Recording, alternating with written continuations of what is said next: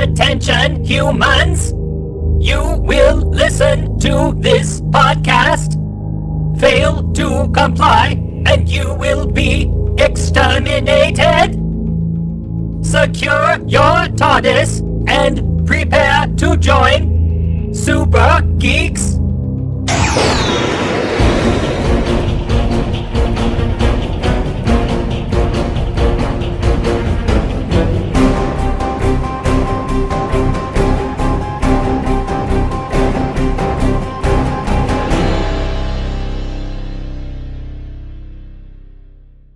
Wow, a Dalek just introduced us. That's different. If the Daleks support Super Geeks, then I guess that means the Time Lords do too. How you doing, everybody? My name's George. I'm your host. With me today is my friend Carlos Pedroza. How you doing, Carlos? Pretty good. Snowy day here in Denver. You're in the different side of the world now. Well, you're usually in California, right? Usually in Seattle, but West Coast, yeah. Oh, was it? Okay. Why did I think California? I don't know. But, so Seattle's rainy, and you're in Denver, and it's snowy. That's interesting. He was in New York, and it was windy. That's true. That's true. There's all kinds of weather everywhere, apparently. So I'm here till Wednesday before I head east from here. All right. Sounds good. And so what you're saying is you're not there all week? Not all week. I'll be boarding a train on Wednesday night. Sounds interesting. And Carlos, where can people find you in the geek world out there? Well, I hang out on Twitter at cpedroza, also at Axomonitor, and of course there's the axomonitor.com website, which covers the aftermath of the Axonar copyright case and how it's related to all the other copyright-related issues that are going on right now. Awesome. And son, where can people find you? Well, you can find me posting the stuff I'm in at facebook.com/sunseallfan. Cool. Sounds good. So this has been an interesting week, guys. It's kind of a lot to talk about, but let's just see what we can do there. Before I say anything, I want to mention one simple thing. If for some reason Jodie Whittaker ever gets a hold of hearing about this episode, I just want to say, Jodie, if you ever divorce your husband, chat me up. Oh, dear God. And I will provide that information in the link below. I'm just saying, I'm open to moving to over to England and doing whatever I got to do to get a passport. I mean, they have a passport thing over near me at the post office. Just saying, Jodie, you have a fan who's willing to explore other possibilities. Is that what they're calling it? Is that what the kids are calling it these days? I don't want to sound creepy, but I'm just putting it out there. I'm sorry, you failed. Well, that's up to her and her manager. So, no, really, she's my age, so I just feel like we have a lot in common. Plus, I never thought in my entire life I would say, I want to hook up with the doctor. That's kind of words I never thought I would say, but I'm saying it. So now I know how my daughter felt when she was a teenager and David Tennant was on the screen. So it's just reversed. And that to me is like really telling of the times and how things change. You know what I mean? Well, not to jump the gun, I would like to say that there was a lot about her performance that reminded me of David Tennant. She channeled him too, and very much so. She admits that because she's a good friend of his. And we'll get into that. Since we segued into that, we might as well make it the first topic. I was going to talk about something else first, but since you segued into it, I feel like, why not? Let's talk about Doctor Who first. It is kind of the biggest trending thing going on right now because she did blow everybody away with this first performance and this first episode. Now, I saw episode 2 tonight. You guys haven't, so I won't spoil episode 2, but I will give a general opinion. But Carlos, me and Son already had a special episode to rave or just discuss her first episode. Let's hear what you have to say. Go for it. Well, I really liked it. I liked the multiple companions. I liked that I listened. I heard this one YouTuber review the episode, and he basically liked it, but he was like, it's the same old thing. First episode with a new doctor, and they're disoriented, and they meet their companions, and there's an alien that's threatening Earth, and they save the Earth. And I'm like, yeah, that's about every Doctor Who episode that's ever been created. So I don't know if you're looking for a brand new kind of story. You may want a different a different franchise because they delivered what they are supposed to deliver. New companions, new Doctor. The fact this one's a woman is icing on the cake. I thought that, to me, there's nothing new under the sun in terms of stories, but there's always new things in terms of characters and the types of characters who interact. And I felt like the group of companions that she came across were wonderful. They were diverse. They were interesting. Each had a really strong presence. Wait until you see episode 2, my friend. And by the way, my favorite companion, Jodie, I could rave about Jodie, but Ryan. Now, what's that thing he has that makes him uncoordinated? Dyspraxia? I forget what the term is. I think it was dyspraxia. Dyspraxia. That scene, and I never mentioned it last episode, but I thought I've had time to ponder it. I want to get your opinion on this. That scene, it was like at the end when the doctor's watching him, he falls off the bike, he gets back up, he falls off the bike, he gets back up, and she's sitting there and she talks. You will see in episode 2 when she talks about that to him in a private conversation. She respects how he did that, and I knew that was gonna. I was hoping. I didn't know. I was hoping when she watched him on that hill when he kept refusing to give up because his mom wanted a granted. Hey! You're starting to get towards spoilers. Okay. Well, that's from the first episode. Well, yeah, from the first episode, all of we see is her standing there. We don't see anything else in that scene. Okay, all I'll tell you is it did end up meaning something that she watched him. That's all. I'm not going to tell you what happened in the conversation, but I'm just going to tell you that I was happy that her observing that ended up getting used later because she looked. I knew I on a chat called Toscaro, and I said, I feel like when he kept doing that she was realizing what kind of a man he is. The whole thing about the idea of a person who no matter how many times they fall off the horse, fall off the bike, they try to pick themselves back up and ride again, over and over and over, and he refused to give up. And her watching him, that told her all she needed to know about him. And all I'm going to say is, it gets brought up later, and I am so happy with the writers. If it's just Chris or whoever his team is, this is going to be an amazing season. Well, I certainly have a good feeling about it. And what else? What did you think of the episode? Jodie's performance obviously was amazing. Almost everybody, 8 million views. It was the highest rated. Well, not the highest rated. Let me clarify. A lot of people are getting this information a little bit mixed. It's not the highest rated, highest viewed episode of Doctor Who. The highest rated that had about 0.5 more as far as the 8 million goes was a David Tennant episode, the one where we thought he was regenerating, Journey's End, the fake out. That was a good one. But the reason why the critics are saying is that one got a higher view was because nobody knew for real if he was going to regenerate. So it got everybody to tune in. And that was sort of the only reason. But that was 10 years ago. And they said that since that episode, there's been no episode with the same numbers, even close, as this one. So what people are pointing out is the show, when people were in and out of giving up on Doctor Who with the changeover to Tennant to Matt Smith, from Matt Smith to Capaldi, this episode brought everybody back. I saw so many people on my feed that had given up on Doctor Who a long time ago. They're all like, there is a hope. There is hope. This we can get back into it now. Honestly, I feel like going with a female doctor was part of the reason that they did it because they wanted to get people's attention, to explore new kinds of storylines that are more appropriate with a female lead. It was a good idea, and it looks like it's paying off ratings wise, because the ratings actually, while healthy, were on a downward trend for the last few years. They were.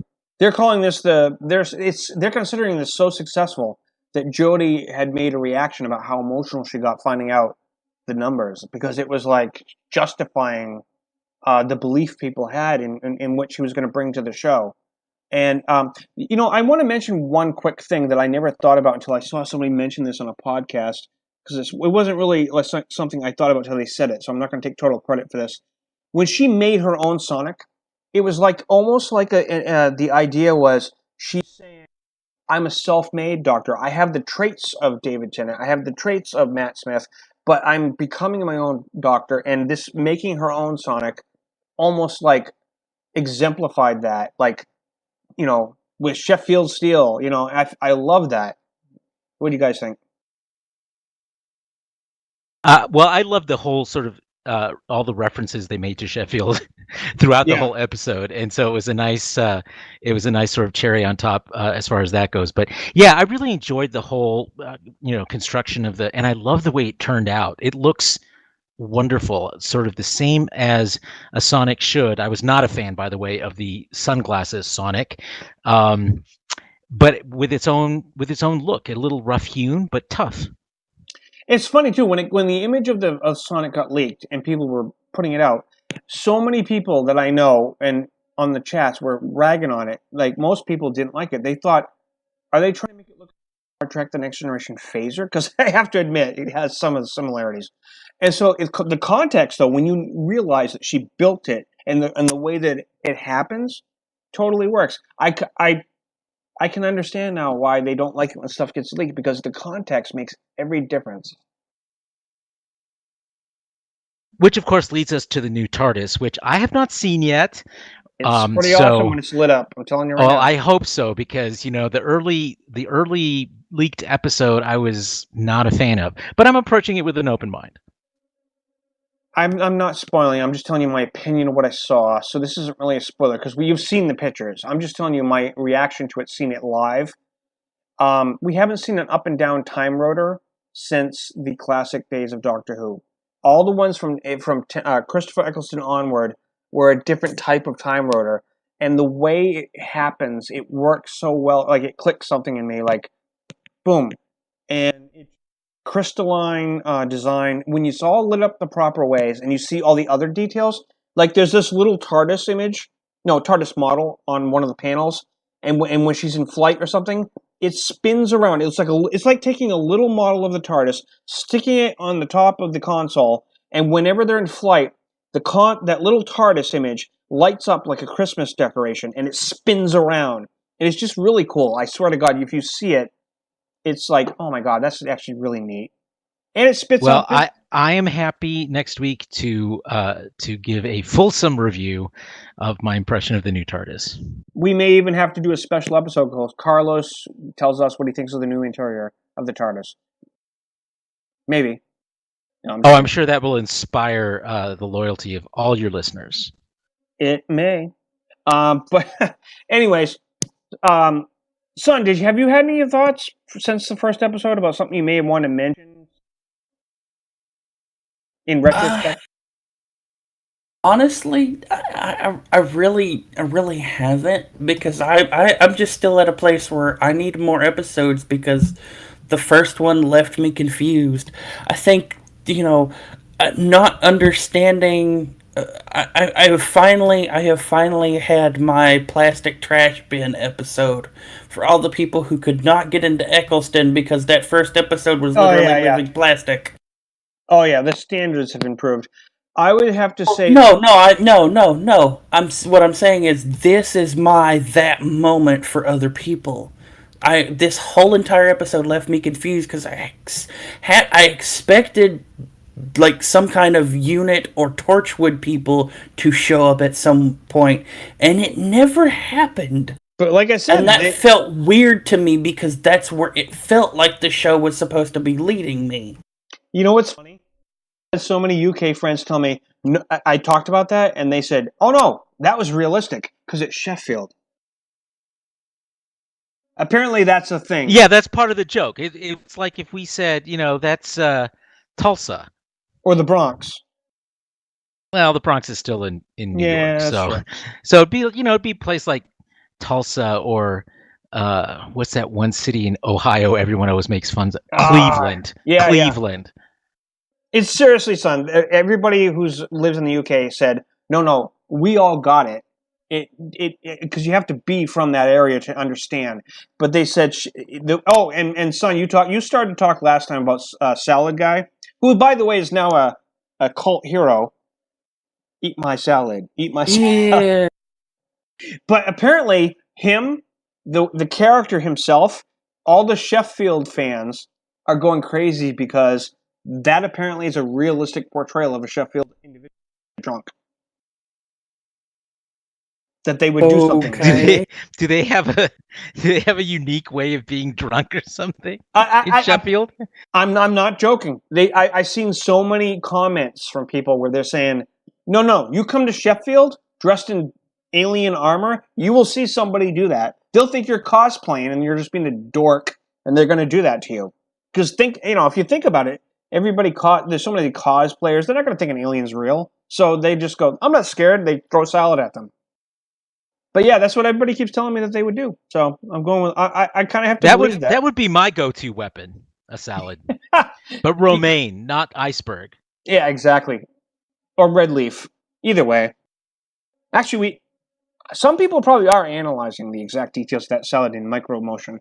But yeah, it was pretty funny. But anyways, yeah, so okay, so the overall, Carlos, the first episode out of 10.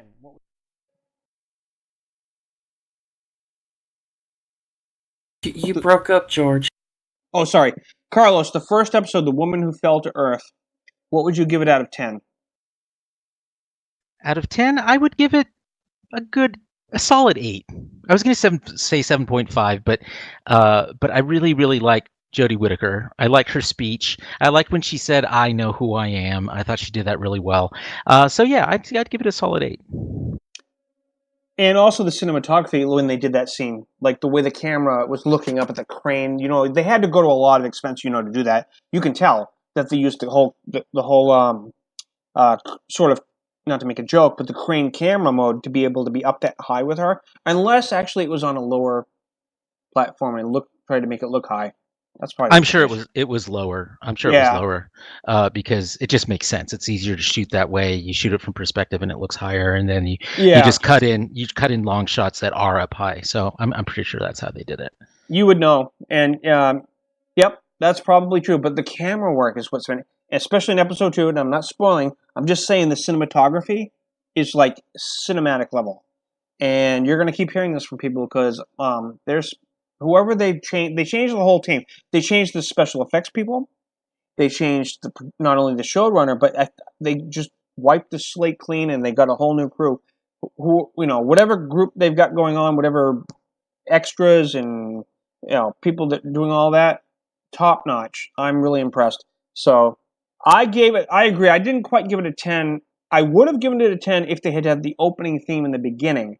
Now for some weird reason, Chris Chibnall decided to say, let's wait till episode 2 to do that, and only TV. A lot of shows do that in their pilots because they want to get you right into the show first, without making you feel alienated. With no pun intended. Exactly, because you're seeing credits that don't mean anything to you yet, but when you see them at the beginning of the second episode, then they mean something to you.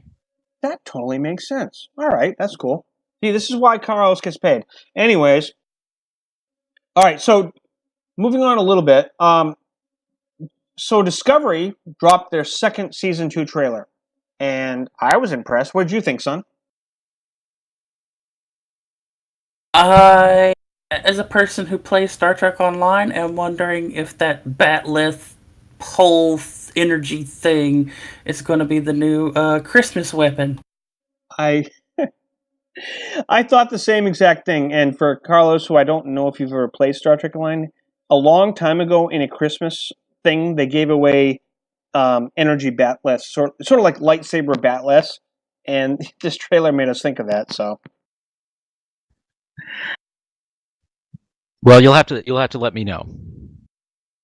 Also, did anybody notice that the Klingons had one major difference between Season 1 and Season 2 in this trailer? hair. You mean other than the hair? No, that's exactly what I mean. Even the Laurel had hair. That they look more like Klingons now because they have what? Hair. Even Laurel Hair. had hair. Laurel, even in the when I watched the trailer for the 20th time, Laurel has hair. Well, the explanation they're giving for that is that ancient Klingon tradition was that you shave your head in times of war, and so now that the war is over, they are regrowing their hair. So, which would work, except for the whole Klingon Civil War in TNG, they had their hair. So, well, actually, Mary Chieffo, who plays Laurel, has an explanation for that, which I think is a pretty good one. Really? Yes, she says that by the 24th century, when the Klingons have made peace, for real peace, and have created an alliance with the Federation, that and the way she put it was on Twitter, I think. The way she put it was that all of the things about assimilation that T'Kuvma feared actually came to pass, and among the things that fell by the wayside as a result of coming closer to the Federation was that tradition of shaving for war. Okay, I can buy that. I mean, in modern because it's like 150 years later. Yeah, and I mean, even the military in real life, like back during World War II, World War I, anything before that, and up until the Korean War, or a little after the Korean War, when I was in the military, I mean, having your head shaved and all that is because it was a hygiene thing. That's why they do it. But also uniform. But when you go off to war for a long time, you're out. People grow beards. Their hair gets longer. They understand they don't always are in the position to keeping the regulations and shave their head and all that stuff while you're in the middle of a battlefield. But maybe the Klingon biology, their hair takes longer to grow back. I don't know. Well, the thing that I find interesting is the reaction in fandom around it. I mean, it's been generally positive, at least from what I've seen. Yeah. But the reasons for it run the gamut, and then you've got the Discovery haters who are saying, "Well, see, now that people are so have expressed how upset they are with the way that you portrayed the Klingons, you're backtracking and putting back the hair." But the thing was, and I saw a lot of people do this in Photoshop, that took the new Klingon look and photoshopped hair onto it, and onto that look, and it looked like a regular Klingon. Yeah. So so I think that was there all the time, and this idea that somehow the producers caved under pressure and restored the Klingons. Don't believe that bullshit. I don't believe it. I don't believe it either. The motion picture Klingons. The Klingons just felt weird because they were missing something, and then you add hair and you go, "Oh, okay, that's cool." It's funny, but that's true. I'm shipyards, truck yards. I'm sorry, those guys. I mean, I just watched their latest episode where they break down the trailer, and all they talk about is how the Klingons being fixes the show. That's all they cared about.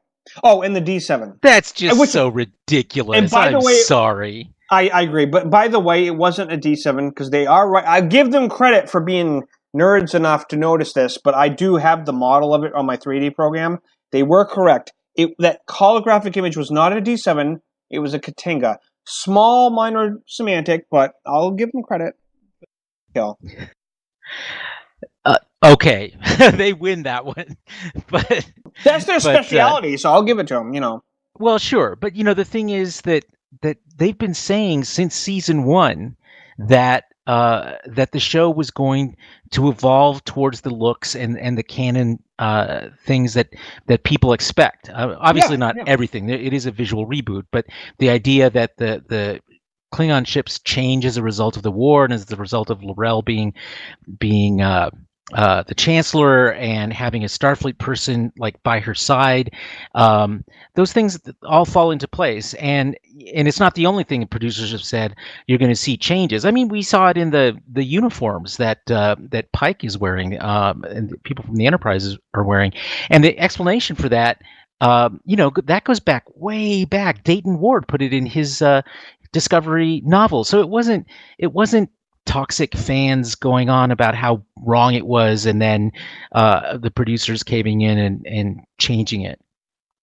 I completely agree. And the other thing, okay, so getting off the Klingons, what do you guys think of Rebecca Romaine as number one? Because her hair, they not only made it dark, which I expected, but they even made it look 60s retro. I was like, wow, that's awesome. I will be completely honest. That was not what I was focusing on. I was focusing on how her uniform was this weird, but it worked blend of what they did in the JJ verse, of the JJ verse, and what we recognize nostalgically from TOS.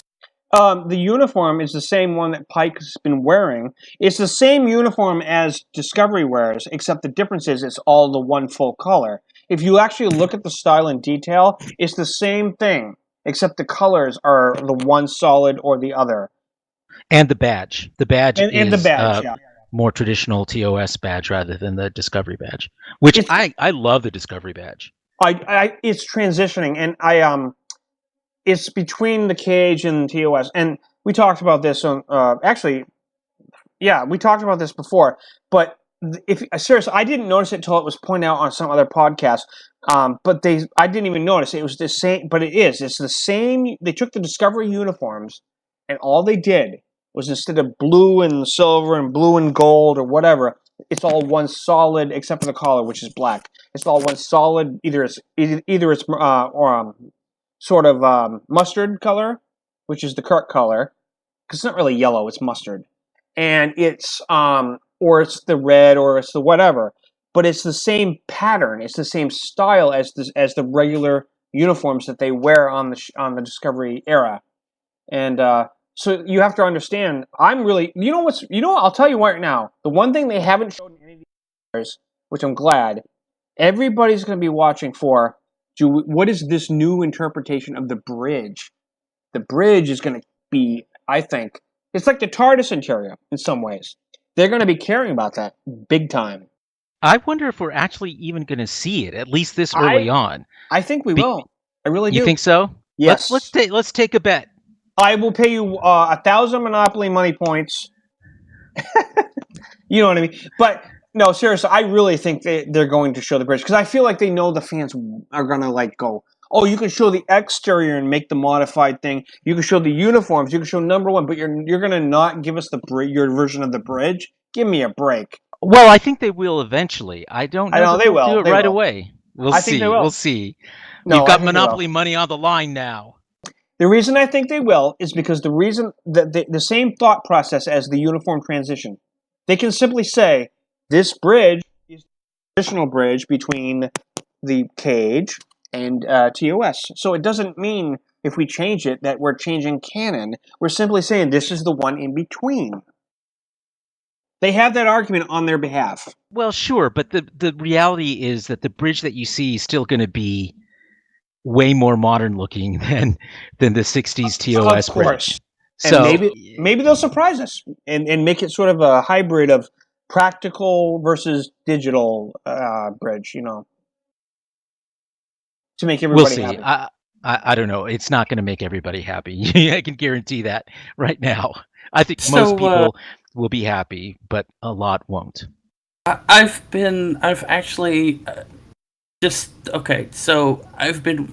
reading a few different people talking about this season 2 trailer, saying, I know who the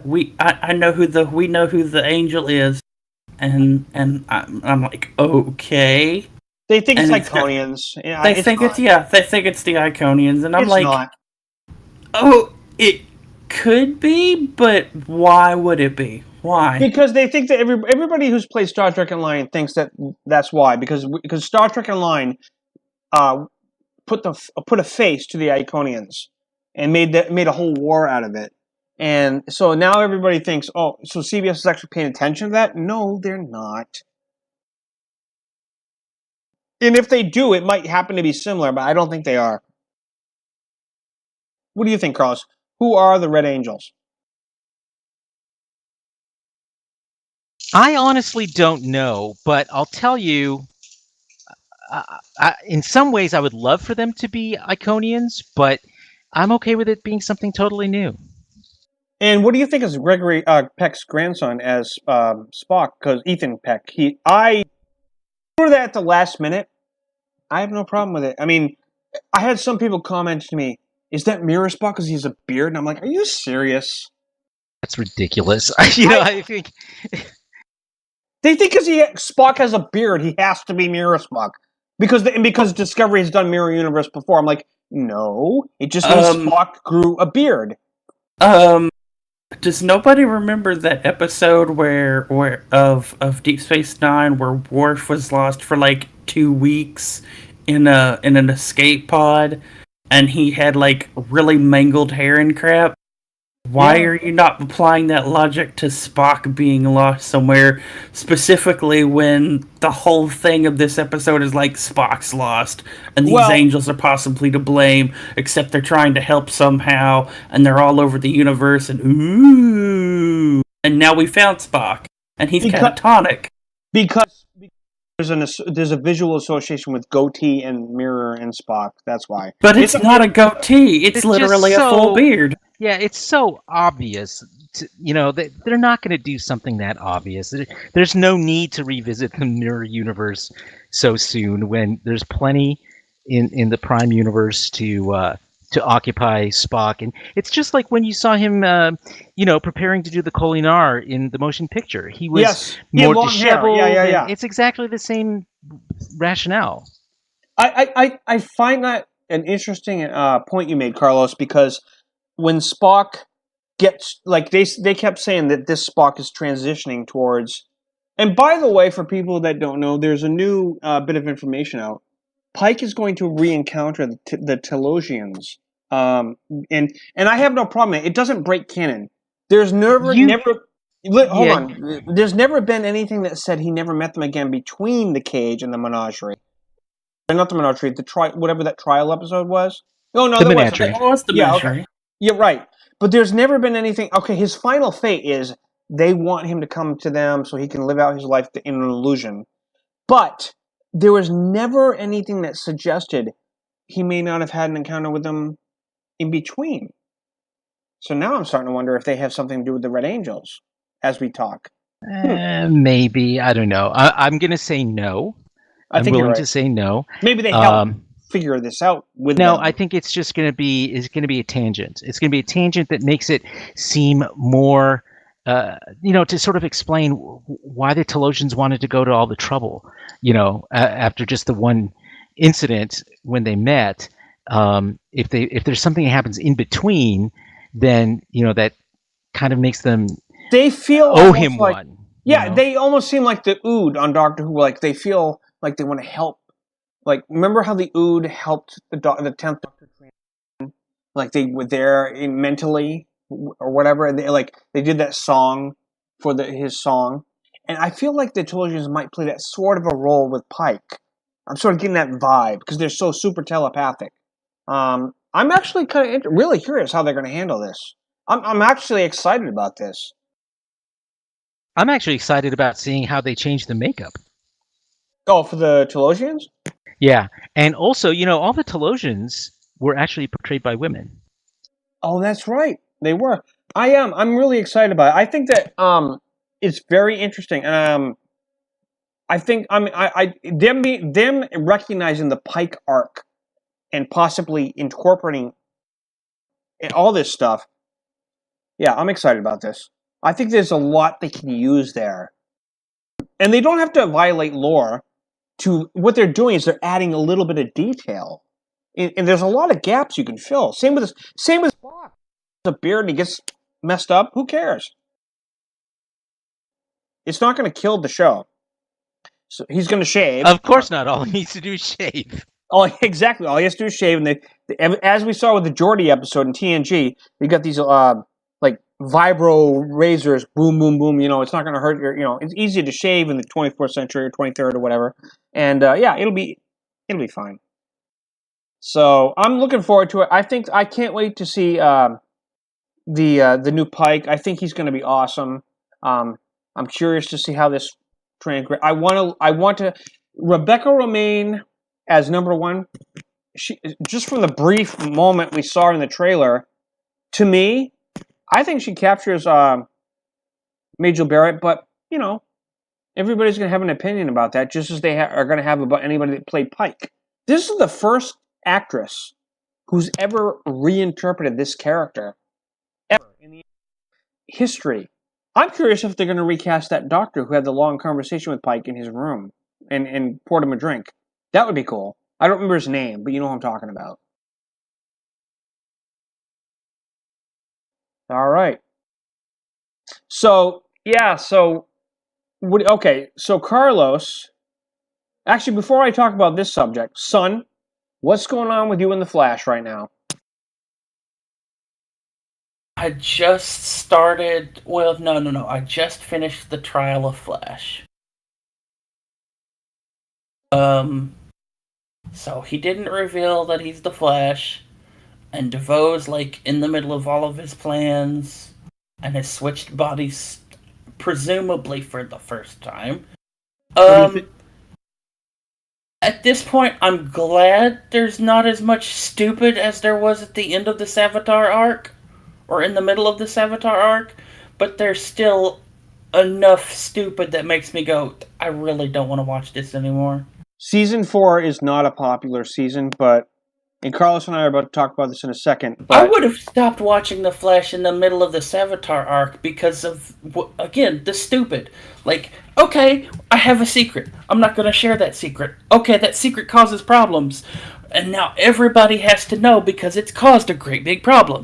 Now we know we shouldn't keep secrets. Hooray! Except the next secret is here and we should keep it because people need to be protected, right? Don't be stupid! But what did you think of Crisis on Earth X? Because both Carlos and I really like that. As a crossover. Because I know you saw it, you told me. It was weird having to find out where the start was because I had to go sifting through other programs. Yeah, I can see that. For someone who hasn't watched all the shows, that's a little annoying. I agree. And it's probably the one time where it actually upsets me that I have to watch all of these other shows because it's literally a critical moment in The Flash throughout all of these other shows.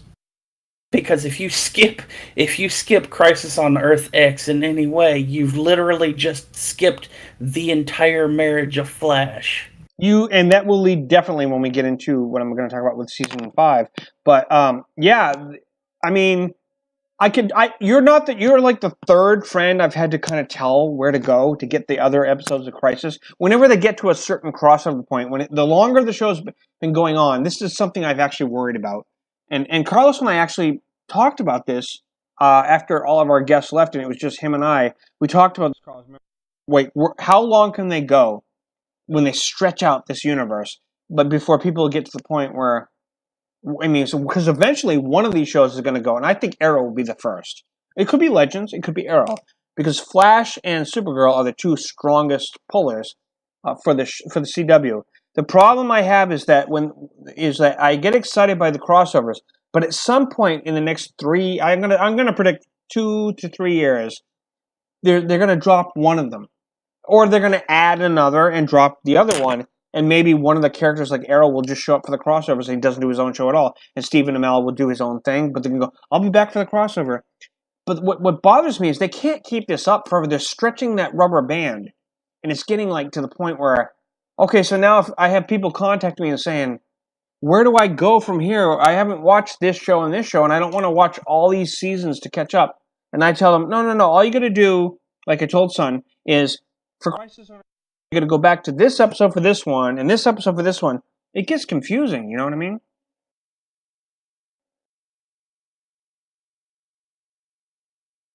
What do you think, Carlos? I guess so. I mean, I don't watch Arrow regularly at all. I don't either. So, so I felt like it wasn't that big a strain to, to pick up the story where they did with the characters that come from that show. It just was the way it was. So, I don't see a particular problem with it. I personally don't either, but I've had people contact me like Sun and go, which one do I watch? Well, Sun didn't ask, what do I watch next? She actually figured it out on her own. But I've had at least 2 other friends that are from offline, and they would private message me, and they would say, well, okay, when I get to this episode, okay, so which season and which episode is the next one, and so forth. And I would direct them, and once they saw it, they were like, oh, that was awesome. But the point is, I had to direct them. So that's where the confusion happens. As far as my personal opinion of Crisis on Earth X, it was awesome. But let's segue a little bit into the fact that The Flash Season 5, Episode 1 has just come out, which I know Carlos and I have watched. And I know, Son, you don't mind spoilers, so we can talk about this. The episode is called Nora. And I have to say, I'm going to start with myself this time. I loved it. I thought it was one of my favorite episodes since The Flash began in Season 1. As a father of an adult daughter, I had this complete, oh my God, moment. Every single little scene with Barry and Nora was so adorable. And I feel like her, and especially her narrative, I'm the fastest woman alive. I'm Allen, and I'm XS. What did you think, Carlos? Well, I really liked it. One of the things I liked about it was sort of this sense of one of the things I liked about the first season of The Flash was just this sense of wonder at how fast he was and what it was like to to have this superpower. And you kind of get that from Nora in the way that she encounters her father, who's the hero she never met, and and the strained relationship between her and her mother, I thought was really poignant. I thought Cisco was hilarious. Ralph Dibny, I think I sent you a message while I was watching it, George, where I said Ralph Dibny's hilarious. I love that actor. I love that character. I do too. Yep, definitely. It really grounds the show in a lot of ways. Oh God, I totally agree. And Son, you've obviously seen Ralph Dibny become the man. What is your basic opinion of him so far?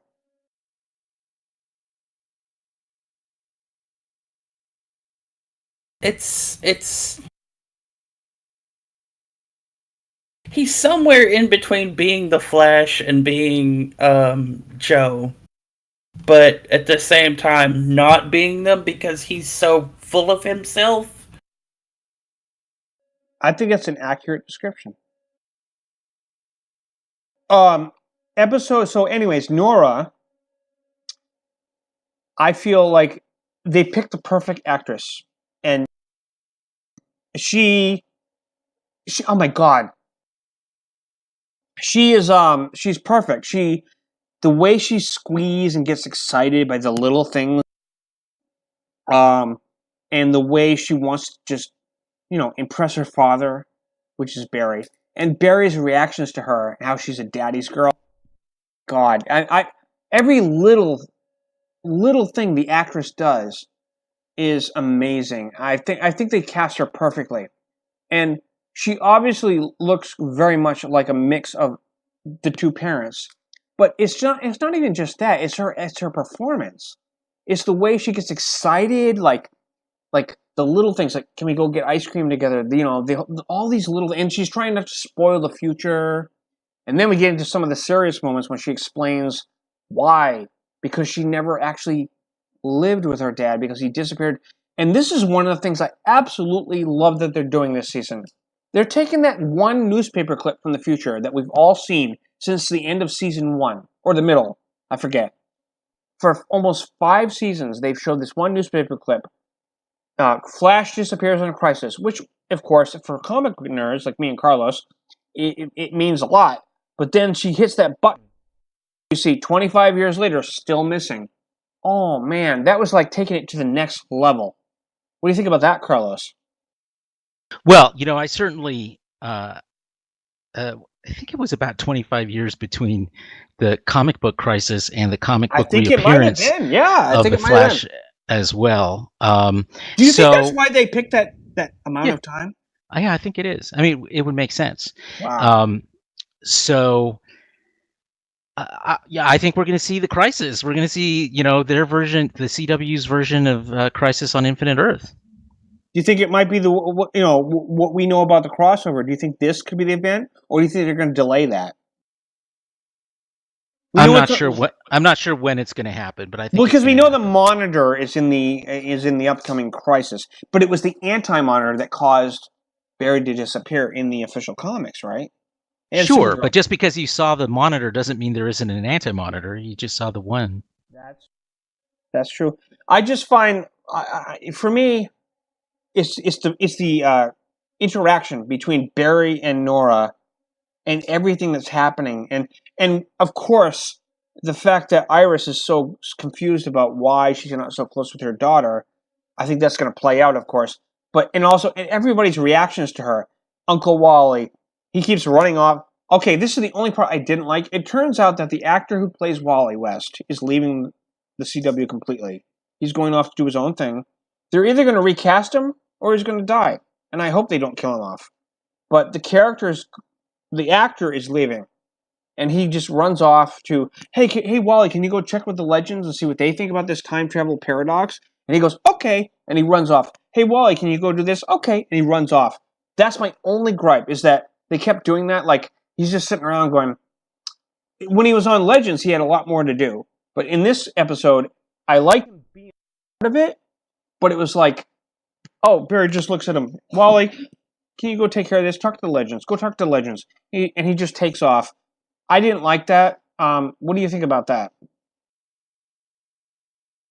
Well, I mean, I feel like Kid Flash has been sort of not that well used in this show. So no, exactly. So he was there because he needed to be there. I'm pretty sure they'll end up recasting, particularly if they do follow the Crisis storyline that we're expecting. So he's very important. I agree. Yep, I agree. Son, let me ask you a quick question before we change subjects. You've watched enough episodes to. You made a funny statement to me once. I think I don't remember if it was on this show or somewhere else. I think it was on this show. You pointed out that his uniform, and this I laughed about this because I didn't think about it at the time. If you cut Reverse Flash's mask in half on the top, you get the same costume. I never really noticed that. Carlos, did you notice that? Because the Kid Flash has had the yellow suit since, the 60s. Yeah, but I don't know that there's really a connection with I don't think so Flash. Either. It's just something that I noticed, and I think the thought that went through my head when I mentioned this was that that Thawne in the future, the future Thawne, as he's growing up and admires Barry Allen and all this stuff, maybe it's a Kid Flash kind of training suit that he just then takes as his mantle to be the Reverse Flash. It could also be Skin of the Leopard, but it was weird because I never noticed it until you said that. And Kid Flash has had this costume since. I mean, and also the Reverse Flash. The only reason I think they picked yellow is the artist, when they were doing the Flash back then, they wanted to go the opposite. What's the opposite of red? Well, let's just pick yellow. So red is courage, yellow is fear, because that's a DC kind of motif. Same with the Green Lanterns. Yeah, sure. But I mean, the Flash's costume is red with yellow highlights. So the reverse would be, yellow with red highlights. Interestingly, going back to when Kid Flash first appeared in the comics, his costume was the exact same costume as the Flash. And they realized that they needed to differentiate between them. And I think that's where they got where they got the color scheme, but they didn't want it to look exactly like the Reverse Flash, so they kept the red pants. Well, you're right. I remember the 60s cartoon, but the only difference was, and this is consistent, they always cut off the very top where the hair shows. For some weird reason. I don't know why. Yeah, again, because he's a kid, it just sort of shows off that he's a kid. By the way, what do you... I've heard Grant Gustin went on a Twitter rage because I guess they leaked some stuff. This costume that we saw in this first episode, Nora, is going to change a little bit later. But what did you think of this new costume and the way he got the ring? And because Nora gave him the ring. And by the way, the person that she mentioned, Choi, I forget his first name, John Choi, whatever the guy's name is, just for trivia for people listening, he's the protege of the Atom. So which means that their explanation is that the micro technology used to put his suit in the ring, the famous Flash ring, is based on the Atom's shrink technology. Well, that makes sense. My only problem was that she's giving them too much of stuff from the future. It's like Booster Gold became a hero, by the way. Where? Booster Gold came from was a janitor in that museum. Yeah, no, I know who he is, but I don't get your point though. My point is that he stole like a Legion ring, and he took some other technology, and he went back. And he went back, and he sort of hobjobbed himself into a hero. And nobody said you can't do that. You know what I mean? Well, sure, but we're talking about stuff that's sort of really critical in the Flash mythos that now never happened. Now it's a paradox. It's like, I agree. When was it invented? It's like somebody from the 29th century going back to the 24th century and giving everybody them an agony rifle. Agony rifle. Oh yeah. Or it's like Future Janeway saying, how can I help you guys out? Let's give you a special armor and special torpedoes to blow up Borg ships. Same idea. But you know what? It makes sense. Wow. The whole thing. No. That's just not even that. It would be if the Janeway from Endgame literally showed up to the Janeway that had just gotten into the Delta Quadrant and gave that Janeway all of this stuff without trying to be obnoxious. Yes, I see that. Wow, it's really interesting the way Flash handles time travel. It's really bad. I will say this. As a fan of the comics, and son, I know that you're all the Flash experience you're having. If you read the comics, as I grew up with them, the ring is a huge, huge thing. And this is the first time, like they hinted it, like Reverse Flash had one, but Barry never had one. I get that the ring is a huge thing. There's a reason that every time the ring came up, that was the question. How? Yes. How? Yes. Why? Where did you get this thing? I get that it is an important thing. It was I'm just waiting for it to become relevant. I think once you get to this first episode of season 5, you'll see the relevance. Because when Barry uses it and he puts on that suit, it's like, wow. And also, he teaches his daughter how to phase. It was great. Yeah, that was a nice touch of the episode, for sure. Because it was all about firsts. You know what I mean, Carlos? It was all about firsts. He found out he missed the first step, the first whatever. And then he's like, we had a first. And they hugged each other. It was awesome. So I just really like the emotional connection that they're doing. So I'm very much looking forward to where they're going to go with it. And she also teased, and everybody's talking about this online, she made a big tease about, wait till you guys find out how Killer Shark fought Grodd, and then Cisco's like, spoilers, but the fans were like, oh no, I want to see that. So that's going to be cool when that eventually happens.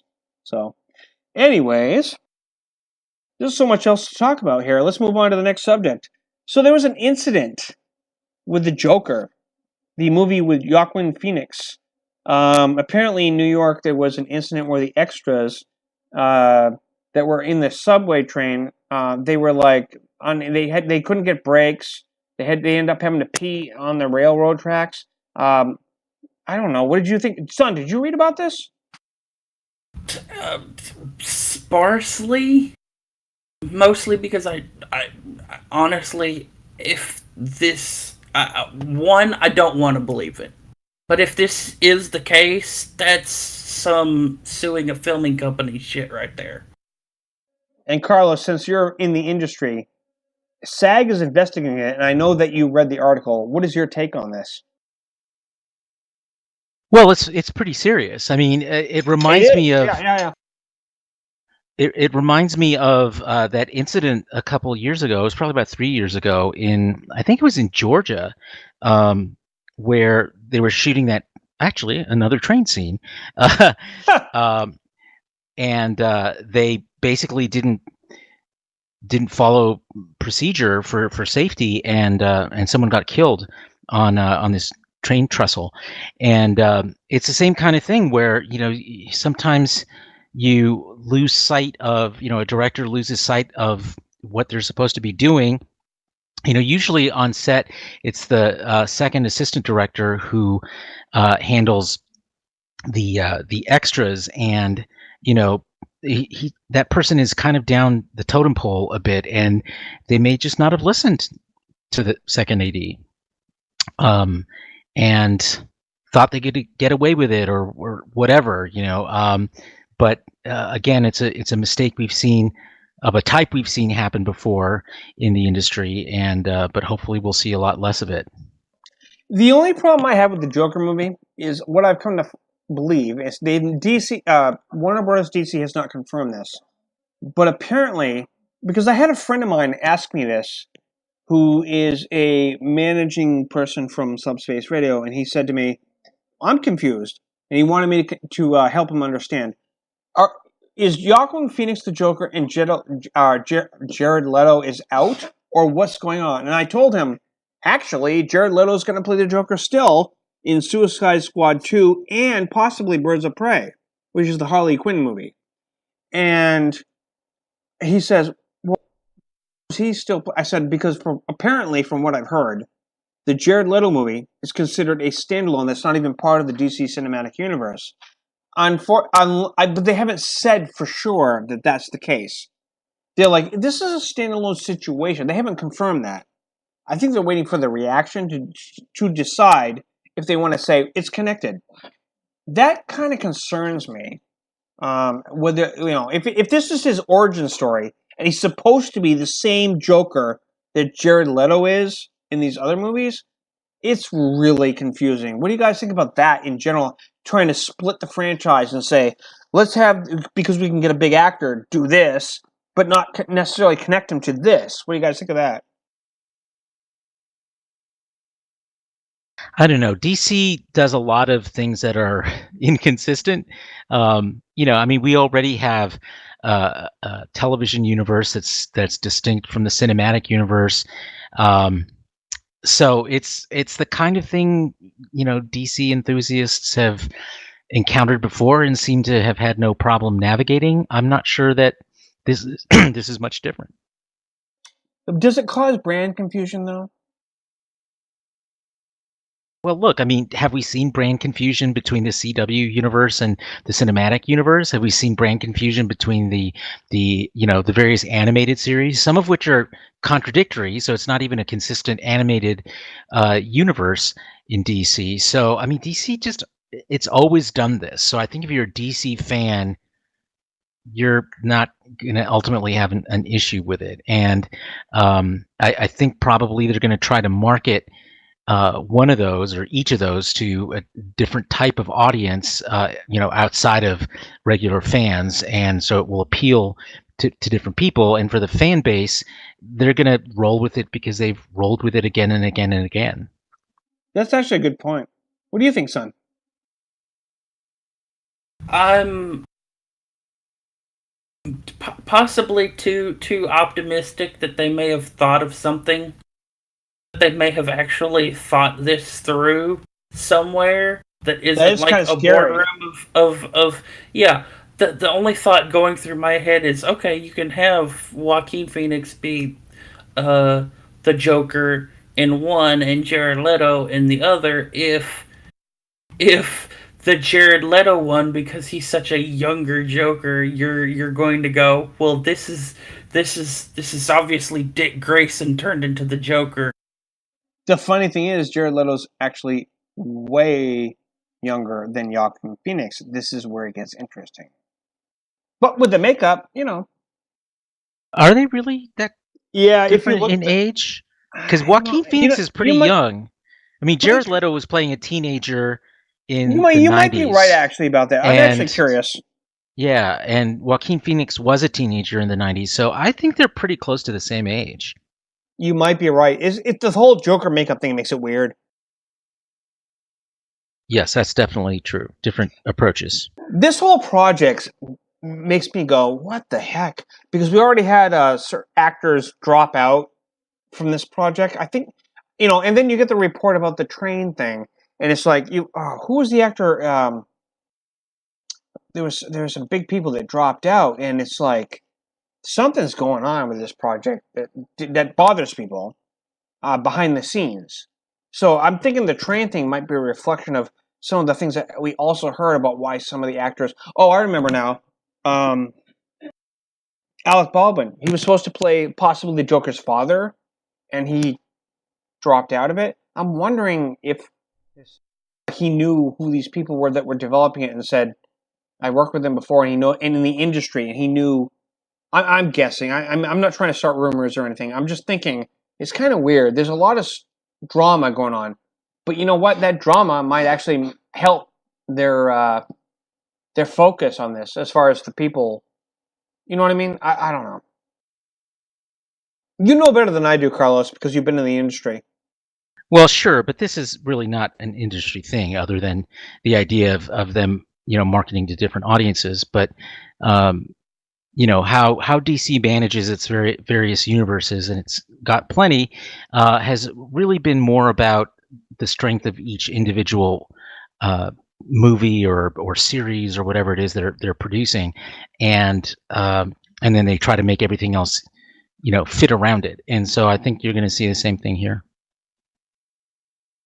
At this point, DC has had, 4-5 decades to try and come up with a good set of superhero movies, and have failed almost consistently. Well, except for Wonder Woman. Give Wonder Woman her crew. And then over the course of, a decade and a half to 2 decades, Marvel has methodically made every point that DC has made, they have taken to heart and fixed in this whole string of cinematic universe stuff. And DC is now scrambling to try and mirror that, but at the same time, they still haven't fixed the stuff that's been broken for decades.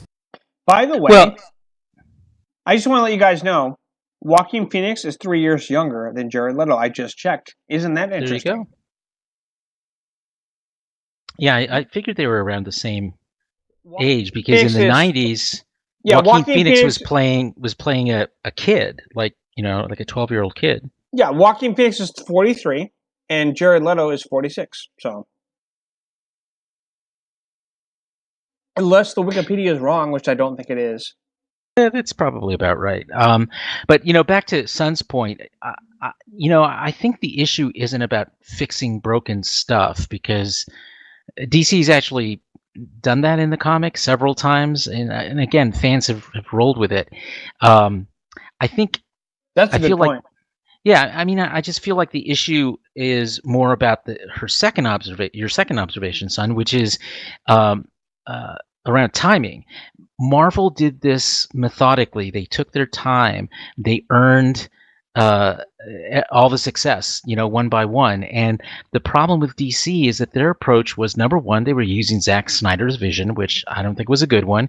And number two, they tried to cram, 10 years worth of development into 2 years. And you can't do that. You don't build the kind of investment. I mean, as an audience person, you don't build the kind of investment with the characters that are, presented so quickly, and then they move on to this other big thing really quickly that you see in the Marvel properties. I mean, you had several installments of Iron Man and the Hulk. I mean, think about the Hulk. They've had 4 different Hulks, and it's Marvel Universe has survived it. The issue is that when they decided that they were going to have a unified cinematic universe, it was a multi-decade plan which they started, acting on, and they've earned a relationship with their audience through it. And DC tried to, I think the word you used, son, scramble, is exactly the right word. They scrambled. 100%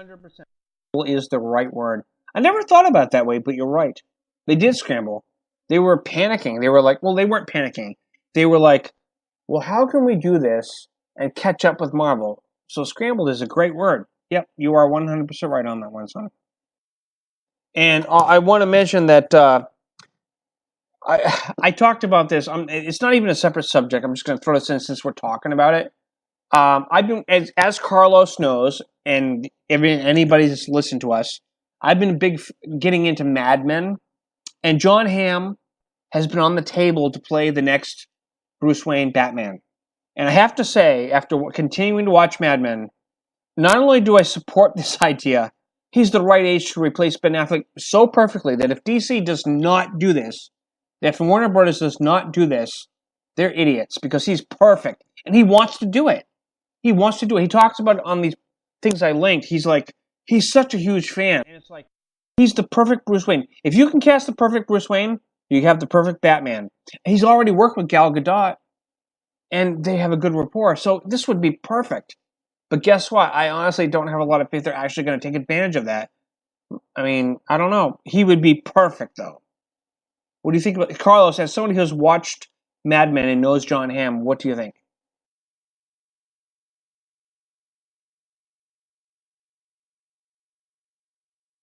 As far as him becoming the next Batman.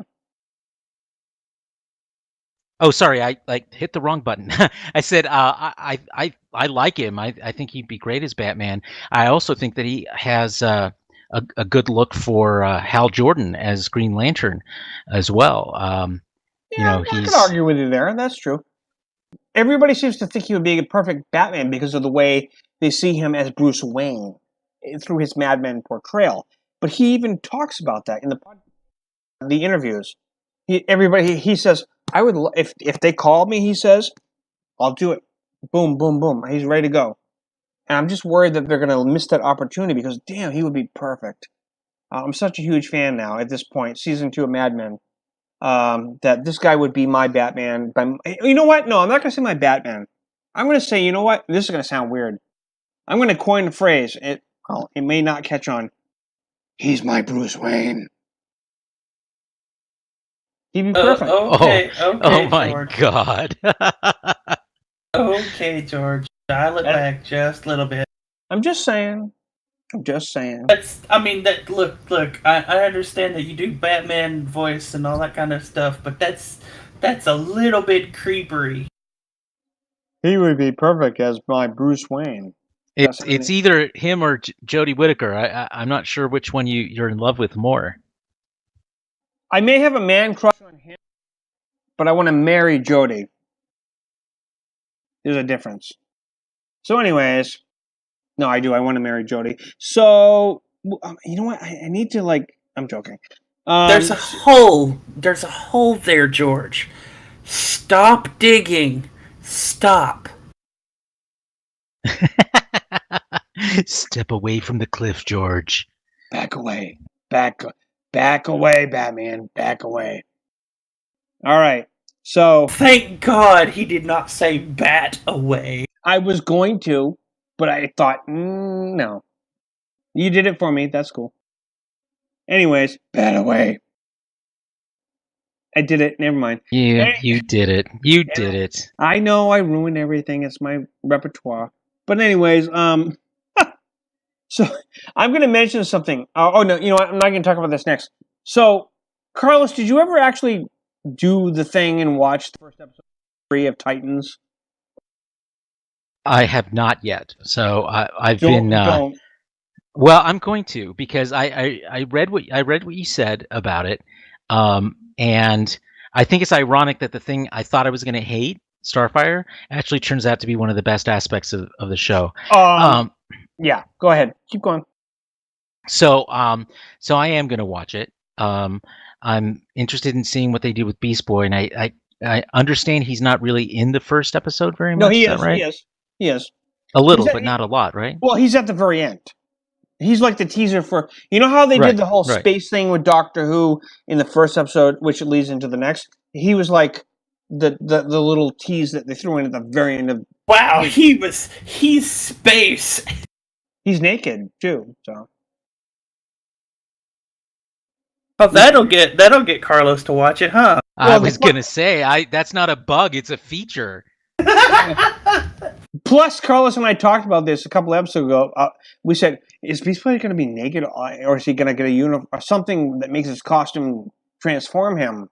And he gets naked. He's like any werewolf show where basically they wake up naked and whatever, and people look at his penis. They're always going to look at his penis because that's what happens on these shows when they transform and the everybody, male or female, they look down. You see it on everything. I'm sorry. I'm just saying.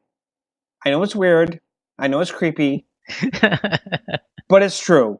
And I'm just letting you guys know. If you ever pay attention to bat away, George. Bat away. That wasn't bad, but it was kind of weird at the same time. You could be. Now you know how you sound, George. No, that was different. That was no, it wasn't. It wasn't. That's exactly how you sounded. That's the creepery sound that you sound. I don't sound that way. This is the voice I use on Bat Radio. Yeah, and it's very creepery. And son, we've talked to your Catwoman, and this is just Anyways, what I mean is, green ass in the grass. Okay, never mind. So what I'm trying to say is that the Titans show is, except for actually even with Starfire, I'm not going to continue unless they really improve. I'm not going to continue to pay for this because I get the first episode. I get the first 4 episodes for free because I get 30 days. So that's 4 episodes. I'm not impressed so far, but I keep hearing episode 2 is pretty good. I've only seen the first one so far. I can go and watch episode 2. However, I haven't done it yet, and I keep hearing, wait until they all get together. It gets better. I will give them the benefit of the doubt. However, I'm skeptical. And the reason why, I'll tell you why, is because the violence. It's like, first of all, I can't stand, and Carlos even agreed with me on this, the casting of Raven as a young 14-year-old girl. That's not the version I would have preferred. And correct me if I'm wrong, Carlos, but you kind of agreed with me when we talked about this. You wanted a different version of Raven, right? Rachel Ross? Yeah, I mean, I like sort of the more mysterious Raven, making her younger. I actually don't have a problem with it. I probably would have preferred that they went with an older Raven, but I'm interested. I try to approach these things with an open mind. I'm interested in seeing what advantages you can get story-wise from having a younger Raven. My suspicion is that they see a lot of advantages, and hopefully that pays off. Well, let me put it to you this way. She's the runaway. She's the troubled teen with a demon inside of her that keeps coming out, and it's like, and Dick Grayson is trying to like keep her under control and try to understand what's going on with her because of his experiences as Robin. By the way, his Robin shurikens, that's what I call them. Batman has the Batarang. He has these little R symboled, I call them shurikens. And he's awesome when he fights. Starfire, on the other hand, she's having this amnesia thing after a car crash in Austria, and when people push her, because that's where all the best car crashes happen. They do, apparently. Was she also running away from the Nazis? No. She's going them, and she fries them and incinerates them, and she laughs when she kills them. That's my problem with this character. I don't care if she has amnesia. Coriandar never was like that. She came from a background of abuse and all this warfare and all this other stuff, but she was all about love. She came, and Carlos, I think you're going to agree with me because you and I are both fans of the Marv Wolfman version of Starfire. When she came to Earth, her whole thing was, my people believe in love. You know what I mean? And like they were forced into warfare because they were invaded by these other people. Sure, but they were always, I mean, portrayed as very fierce warriors as well. But she's so like, she kills people and goes, ha ha ha ha. I think what George is getting at is that she's kind of this weird throwback to their warrior culture, and for that she's kind of possibly seen as an outcast within that culture. But now that she's got like amnesia, suddenly all of that warrior culture kind of mentality coming out doesn't seem appropriate, even with amnesia. You just like, how do you remember that your people are really, really nasty, violent, kind of warlike people, and you portray that, but you have amnesia? You know what's funny? For somebody that hasn't seen the episode, she just summed it up better than I could have ever. That was awesome. That was accurate. Well, that sounds like a good point of view. I mean, it makes sense to me.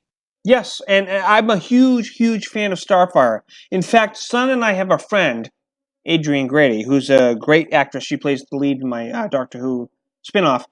She's playing Starfire on my next back radio thing that we're doing, and Son knows about this. And she has a different take on her Starfire because she read the comics like you and I did, Carlos, and she hated the whole version of the Titans Go and the whole cutie anime version, which is not accurate at all, to the version that I love, which is the Marv Wolfman, George Perez version. That Starfinder is my Starfinder, and she Fire! Well, Fire! Yeah, exactly, and she's a great character. But I will tell you this. No, George. You kept plugging your own Star Trek show.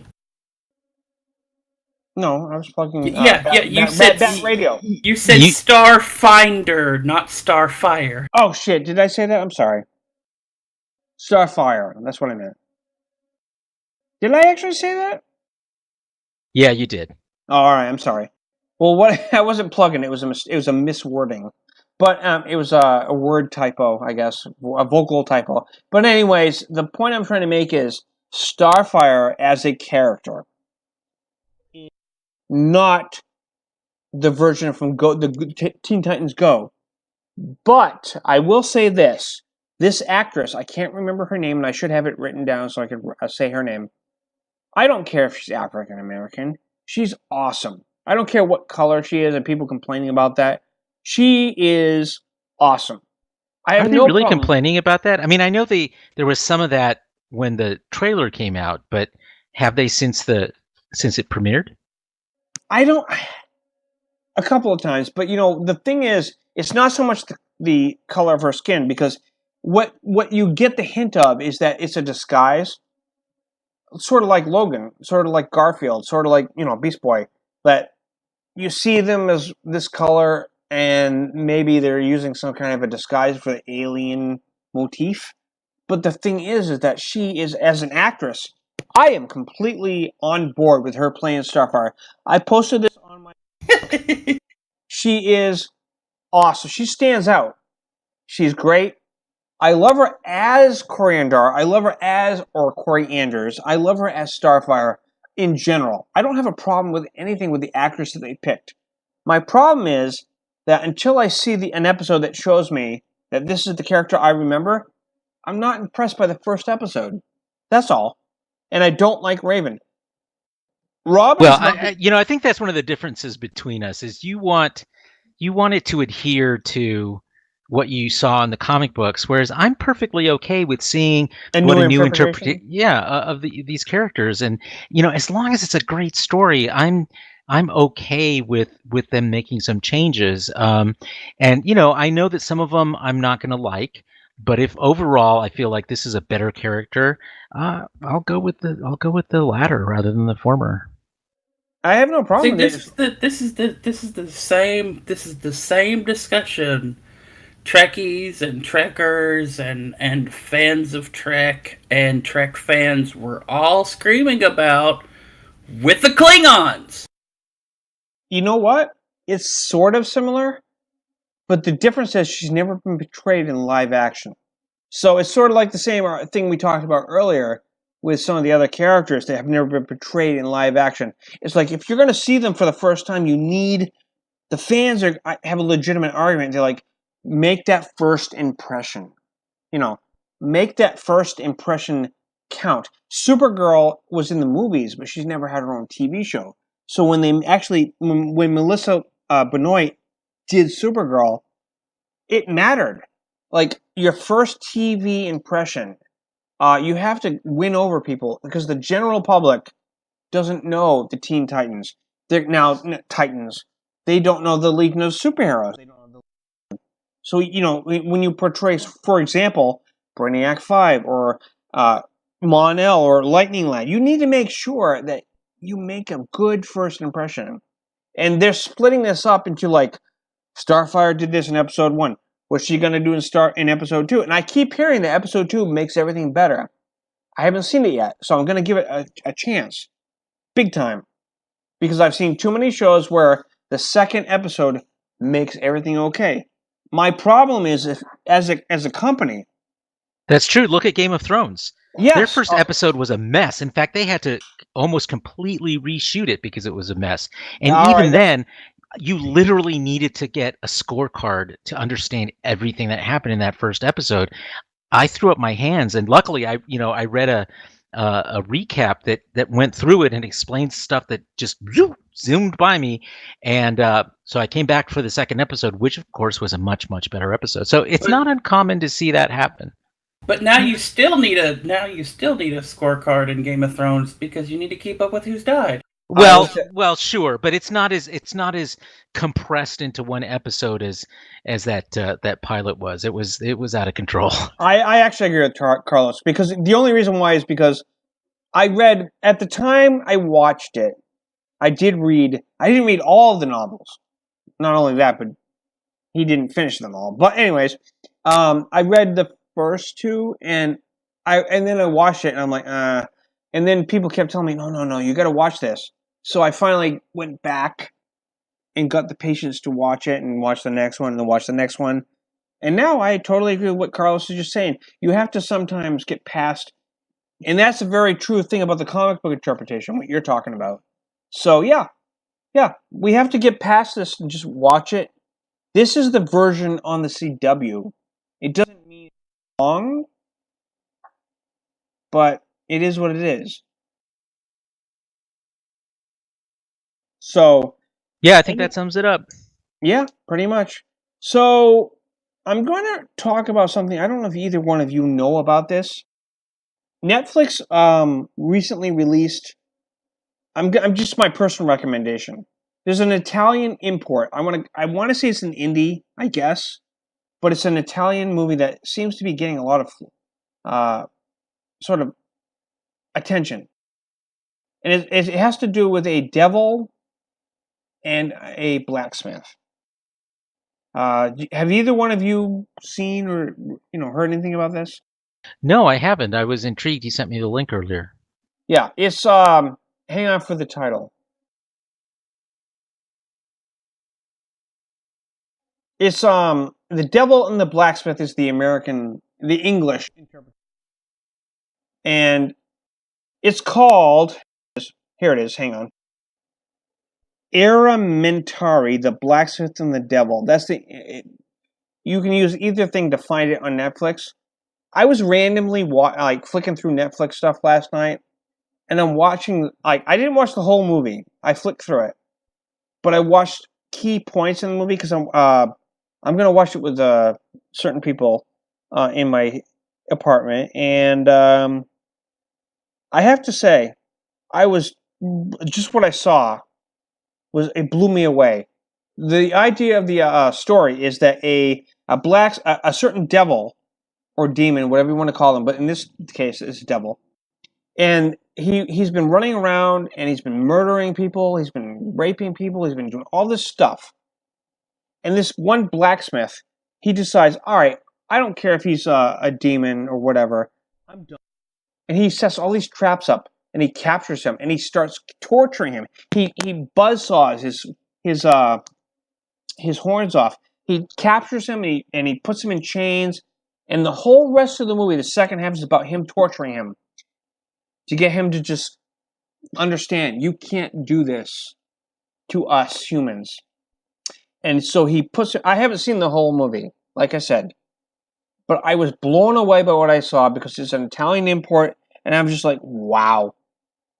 I mean, seriously, I have to recommend this because if you guys want to see something different that the other countries import and try to offer to us, this one, check it out. Because what little I saw, it made me go, wow. And not only that, but because of the makeup and the special effects they use on this demon, this devil, whatever you want to call him. Incredible. It's not even subtitled. They actually did an English dub over. So, check it out. I'll link it when this episode airs. Yeah, that'd be great. I'll certainly give it a look. All right.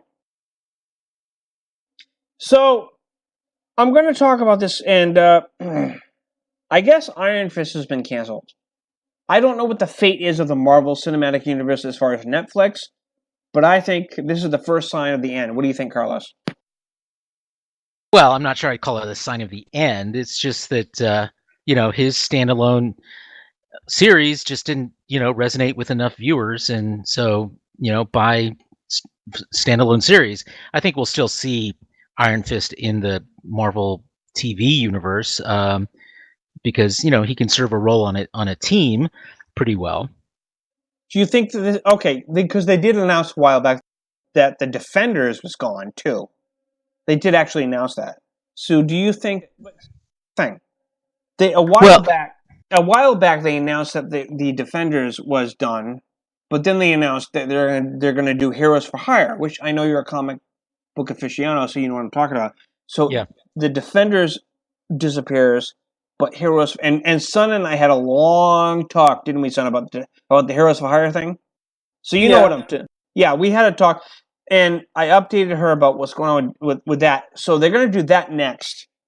But do you think that this is a sign of the licensing deal, or are they literally just going by the numbers? Oh, I don't think it has anything to do with licensing. I'm absolutely certain it's numbers. I mean, the critical response was terrible for the first season and mixed for the second. That's fair. And we don't know the numbers because Netflix doesn't release numbers, but it's fair to say that if it was doing really well, I don't think they'd cancel it. So my guess is it's not doing really well. There are a lot of fans who complained about it. I've never been a big fan of Iron Fist anyway, but Luke Cage is awesome, and if you put the two of them together, I think you've got a good mix where by himself he's just not interesting enough. See, that's the thing. Iron Fist, even for all the PC bullshit with it's cultural appropriate, all of that shit aside, just watching the first season of Iron Fist was kind of cringy because you have this white dude who's literally like, quote unquote, been dead in Kunlun for like forever and a day, and when he comes back, that's all he talks about. And by the way, so you just reminded me.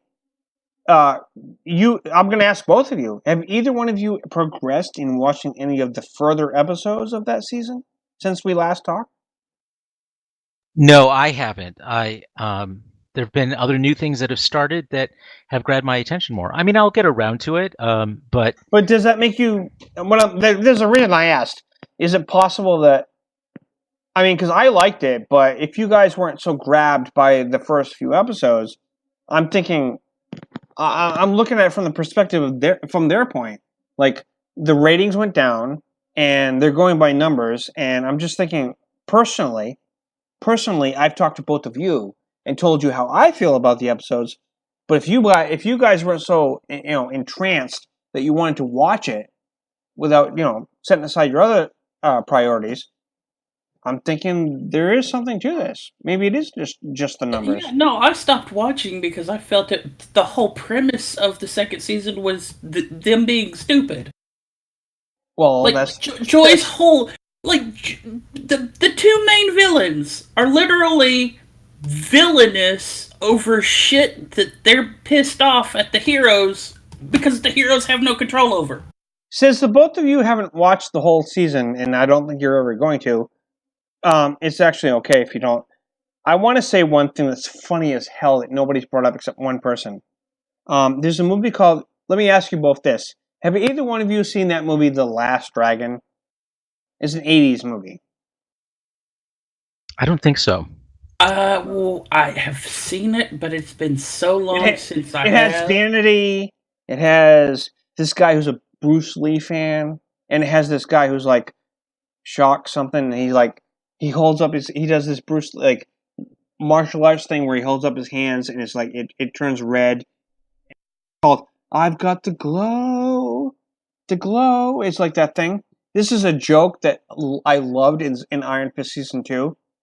The producers they saw that apparently, and there's a scene where he fights the guy who has sort of the new Iron Fist, and then whenever he does his stuff with his fist, it's red, and whenever he does his stuff with his fist, Danny Rand, it's yellow. And that's the same thing as the movie The Last Dragon, where they have the yellow and the red glow, and and he made there were so many Easter eggs where they make comments to that movie. They say for sure, and that's like something the bad guy said in the Last Dragon. So man, I wish you guys had seen it. You would get the joke. Okay. Let me just break down why I stopped watching, and it's all because of the premise of these two villains, quote unquote. Okay, so Joy comes back after her hiatus Sabbatical. or whatever. Yeah. Okay, and she's pissed. And she's pissed because her father was alive and she didn't know it. Danny Rand came back into the picture and literally took what was rightfully his. And then her brother was helping her dad and she didn't know that her dad was still alive. This literally, why? You're pissed that your life was quote-unquote ruined. How? Because all of this shit going on is shit, one, that should have gone on, or two, shit that you should accept was some really terrible shit. And you should know better than to say that this is the reason your life is ruined. Her dad was doing some awful and terrible shit. And yeah, she only just found out her dad was still alive. But at the same time she found out her dad was alive, she also found out her dad was a maniacal murdering son of a bitch. And that he was forcing her brother, the person that was always popping pills because he had to cope with this crap, to do all of this other crap and then to have Danny come back and take what was rightfully his because of their father in the first place? I'm sorry, Missy, but you don't get to be pissed that your life was ruined because your father ruined your life. Not Danny. This is why I wish you would actually finish the season. Because exactly what you just said, the brother that you're talking about, him and Danny, they go off. Well, you guys are like not really in a hurry to watch it, so I'm just going to tell you, it ends up being one of the most epic things at the very end of the last episode, and I'm going to call it Gung Fu. And I showed Son this clip. I'm sorry, but it really, if you actually watch it, this guy, his brother-in-law or whatever, the sister of the, you know what I mean, the one dude who's the brother who's in rehab and all that, going to AA and all that stuff, he ends up being one of the best characters in the entire series. And him and Danny, they go off and they do their thing. And I'll tell you what, the way it ends, I wish there was a season 3. I'm kind of mad at this point because it was epic. And the fact that the ratings said, no, Netflix is they're taking these numbers and they're going, no, that's fine. But I'm going to say that as far as character progression, it was pretty awesome. So I'm a little disappointed, but you know what? I'm not there behind the scenes with Netflix and the decision-making process, so I'll respect what they did as far as decisions, but I'm a little disappointed. That's all I'm going to say. And Davos being pissed at the kid at the Iron Fist for not even for not saving Kunlun, for not being there. The whole 4 and 5 episodes that I watched, Davos is pissed because he was beaten to be the Iron Fist. When that's literally the whole premise of becoming the Iron Fist. That's stupid! You can't be mad about that! Why are you mad about that? Why are you mad about that instead of Danny not being there, you stupid son of a bitch? It makes me want to link that song by LL Cool J, Mama Wanna Knock You Out, which was used in the Deadpool trailer, number 2. But I don't want to watch this show because both of the main villains are absolutely stupid in their reasoning for being pissed. So at least with Fisk, we know Fisk is skeevy and feels wronged because he felt like he was the guy, and somebody who didn't rightfully own Fisk's fortune comes back and assumes that role, right? We know Fisk is going to be a much more interesting character in the new season of 3 of Daredevil, exactly. I'm looking forward to that, actually. I want to mention one more thing. Carlos, what is going on with Axanar and the whole Axicon and the lawsuit? What's going on? Let's just get an update. Well, there's a new lawsuit, not against Axanar or about Axanar. This is against Alec Peters. That's okay. And his company PropWorks. Apparently, there was a sale of the studio model of the Enterprise E that was built for Star Trek First Contact, and there was a prop company that wanted to broker the sale. They had, was that what it's called? Or? No, it's called Hero Prop. Oh, okay. They're based in Las Vegas, and they had a buyer who was interested in buying it. So Hero Prop was looking for a way to get in touch with the guy who owned the Enterprise E and to make a deal. And he initially said he was not interested at the price that they were talking about. They went to Hero Prop, went to Alec Peters to ask him to try to broker the deal, and the deal was that he'd get a commission if the sale was successful. Problem is, the guy who owned the Enterprise E doesn't appear to really like Alec Peters, and Ouch. And Alec Peters never told the folks at Hero Prop that he did not have a good relationship with the seller, potential seller. So instead, Alec Peters went to Jared Hunt, former employee of his at PropWorks, who has, since PropWorks sort of fell apart and Axanar fell apart and they had to leave California, he started his own prop business, I think also based in Las Vegas, like Hero Prop. So the two companies talk to each other. And Alec Peters asked him to intercede with the seller. And he did. And from the legal complaint, it appears like Alec Peters was communicating to Hero Prop, that giving them the impression that he was the one who was talking to the seller. It's not super clear on that. That might not be the case, but that's the impression I got. In any case, the deal didn't happen. And you got a response when you emailed Alec, right? Recently? Yeah, because what he did is he sent a demand letter saying because eventually it did sell.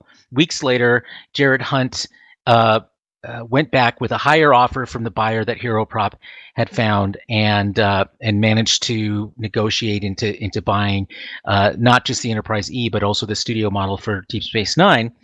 And then about 6 months after that, Alec Peters comes out of nowhere and sends a letter, has a lawyer send a letter saying, you owe me the commission because this would never have happened without me. And so Hero Prop. So he was kind of demanding royalties. Is that what it was? No, a commission. He. Oh, But okay. now he's threatening that he wants $200,000, which ostensibly is not just the commission, but also some kind of punitive damages or whatever. However that's calculated. But okay, I get you. yeah. So that's why. That's what's at the heart of this lawsuit is he's threatening them with a breach of contract lawsuit, and they struck first, saying that they were going to a court, asking a court to declare that in fact there was no contract, and that they didn't break any kind of contract. A couple of days after he was served with papers, Alec Peters started making posts on prop forums, particularly on Facebook, in which he was, basically, according to the legal complaint, casting aspersions on the reputation of the woman, Tiana Armstrong, who's one of the co-owners of Hero Prop, and basically saying she had cheated him out of $86,000, and he knows there are other horror stories out there, and please get in touch with me because we're pursuing litigation, blah blah blah. And so when she started getting people telling her about these posts, she had her lawyer amend the complaint to add defamation to the lawsuit. And so whereas the first version of the lawsuit, when it was filed in September, was just seeking a declaration from a judge about whether there was a contract or not, the defamation claims now actually bring the potential for real monetary damages as a result of Alec Peters' actions. So, we'll see what happens. He needs to reply, I think, in about a week or two. We don't know if he hasn't registered an attorney from Nevada yet, so we don't know what that's going to look like. I reached out to him because since this is a non-Axonar issue, it's like a general reporting question, right? Yeah. Well, I mean, the point I cover Alec Peters is because he's the principal behind Axonar, and now the shortened versions of Axonar, and people should be aware of how he does business before they hand over their money to him. If they choose to do so in full knowledge of this, then of course that's fine. But I see my job is documenting how he conducts business, and we've seen a lot of problems in that, to the tune of $1.7 million spent on Axonar. Can I say something? Sure. I've had I'm gonna be frank. Alec has reached out to me, and as both of you know, he wants to interview with me, by just the two of us. He wants to do it soon, like we talked about next week. And I've given you a platform and Sean a platform and everybody. I told Alex that I'm not doing Super Geeks is not a Axonar mouthpiece. So I want people to know I'm friends with Carlos. I'm friends with Sean, P. O'Halloran, and I'm not like looking at like I'm taking, like I'm not looking at like that this podcast is a mouthpiece for a side in this situation. However, and I've talked to Alec about this.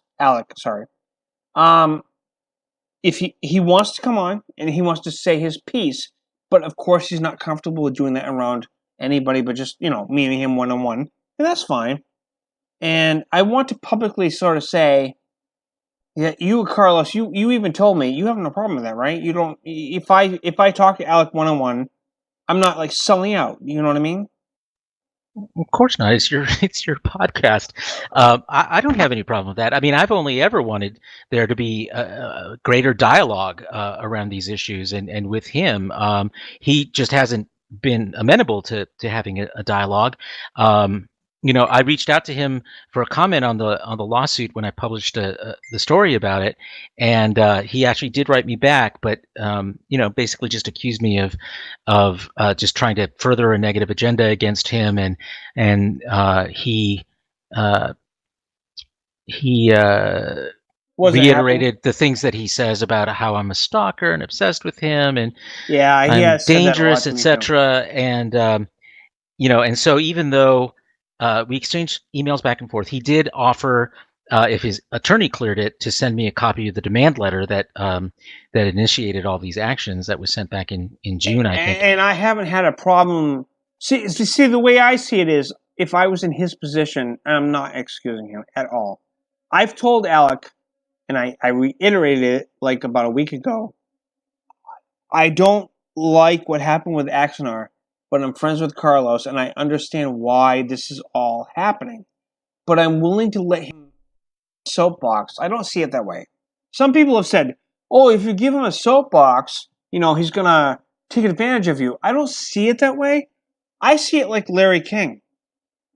My entire model, if I actually interview any of you guys out there, I'm going to look at it like Larry King. Let's just have a conversation. Let's have a talk.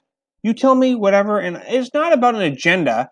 I'm not going to use your interview with me to further something that is a cause.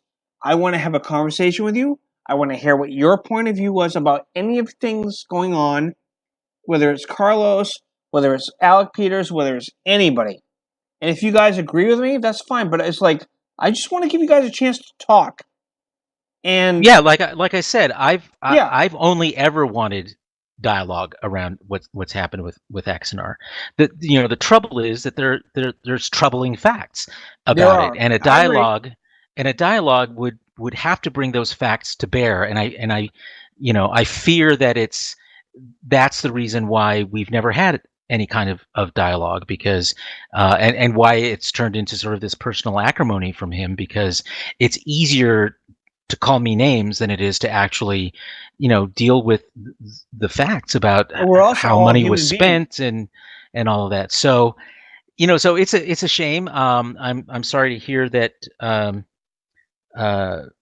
wrote him again saying, he kept asking me, why don't you respond to my charges about you being, an obsessive stalker? And I said, well, it's what you believe, but all I'm interested in is reporting the facts, and I would appreciate it if your attorney clears the letter, please send it to me.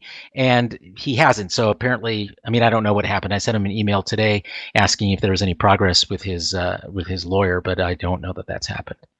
I also mentioned to him, well, let me ask you this. I said, Sean P. O'Halloran, who's usually lately part of the show, but he couldn't make it because, for a good reason, his children. I have no problem with that.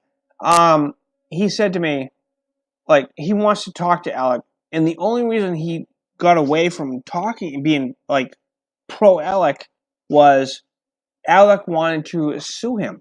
There was a lawsuit threat. So I talked about that to Alec, and he said, oh, well, he had a different answer, and he spinned it off. But listen, I'm going to say that there are always two sides to every story. But what I'm going to say is this. Me and my friendship with Alec and Carlos and Son, and this is a podcast. I'm not taking sides. Sure, and I don't think anyone's... Wait, hold on. I have an opinion. But my opinion does not my associations, if that makes any sense. Well, okay, George, I think you're worrying too much about it, honestly. I am. Go ahead, son. I'm sorry. Well, here's the thing, George, and this is one of these hard truths. Speak your mind. This is one of these hard truths. I will not edit this out. Hey! I'll let you talk, please. Go ahead. Okay, thank you. This is one of those hard truths that Carlos was talking about that needs to come to bear. Okay. Do it.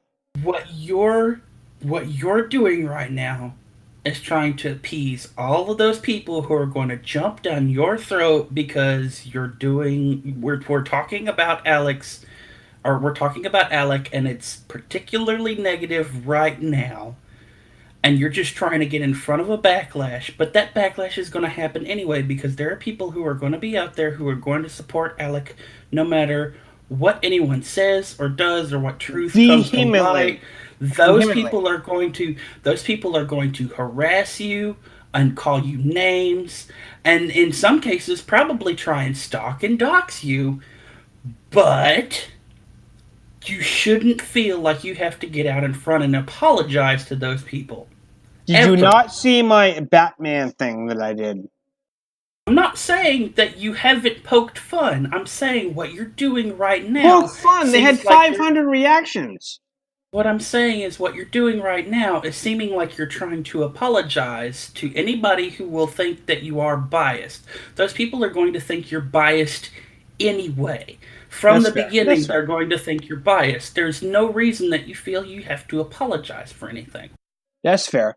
I'm just saying that, like, when I first said something I used the animated Batman thing, and I said, Batman, and I did that thing against Alec. I mean, I had people, like, freaking out, and it was almost 600 views on YouTube that people were, like, freaking out. All his supporters were, like, flipping the hell out on me, and I'm like, at the time, I was like, guys, I'm sorry. If you don't like what I said, that's not my problem. So what I'm trying to say right now is, you know what? I'll share this with him. The point is that I want Carlos to get to say what he needs to say, and I want Alec to say what he needs to say without people thinking I'm being some kind of a sellout. I'm not trying to pick a side. I just want to say, just speak. Just tell me what you want to say without The main question then becomes, who has told you you're a sellout, George? I actually for you to put this, for you to stop in the middle of this podcast. I did this thing. Who is so important in your life that has called you a sellout for all of this crap that you feel you have to do this? Yeah, I mean, let me put it to you this way, George. Go ahead. If Alec Peters came to me and said, I want to do an interview with you, I would accept that in a heartbeat. You know, why would I condemn you for doing the same thing? And Carlos, you know what's funny? Whenever I tell somebody this, they drop it. They respect you so much. And I don't, I'm just telling them, I don't have a horse in this race. I'm not trying to get ratings. I could have had Alec on the show. He told me he would have come on the show like 2 weeks ago, a month ago, 2 months ago. But the reason why is because I don't want to, like, make it seem like I'm trying to just do this for squeezing the juice out of that orange. You know, I want a reason for talking about this issue. You know, a lot of other people would probably have used this as an excuse to squeeze the ratings, whatever you want to call it. But what I'm going to say is this: and I will say this: Alec and I talked, and I said, "Look, I like Carlos, I like Sean, anybody else. If we talk about you, it's not just say, hey, I'm ragging on Alec Peters. We're just reporting the facts." And I said, I'm not a mouthpiece for Axomonitor. However, at the same time, I'm going to give them a voice. And I said, if you want a voice, you are completely welcome. And he said to me, I look forward to it. That was his last thing he sent me. So there you go. So make of it as you will.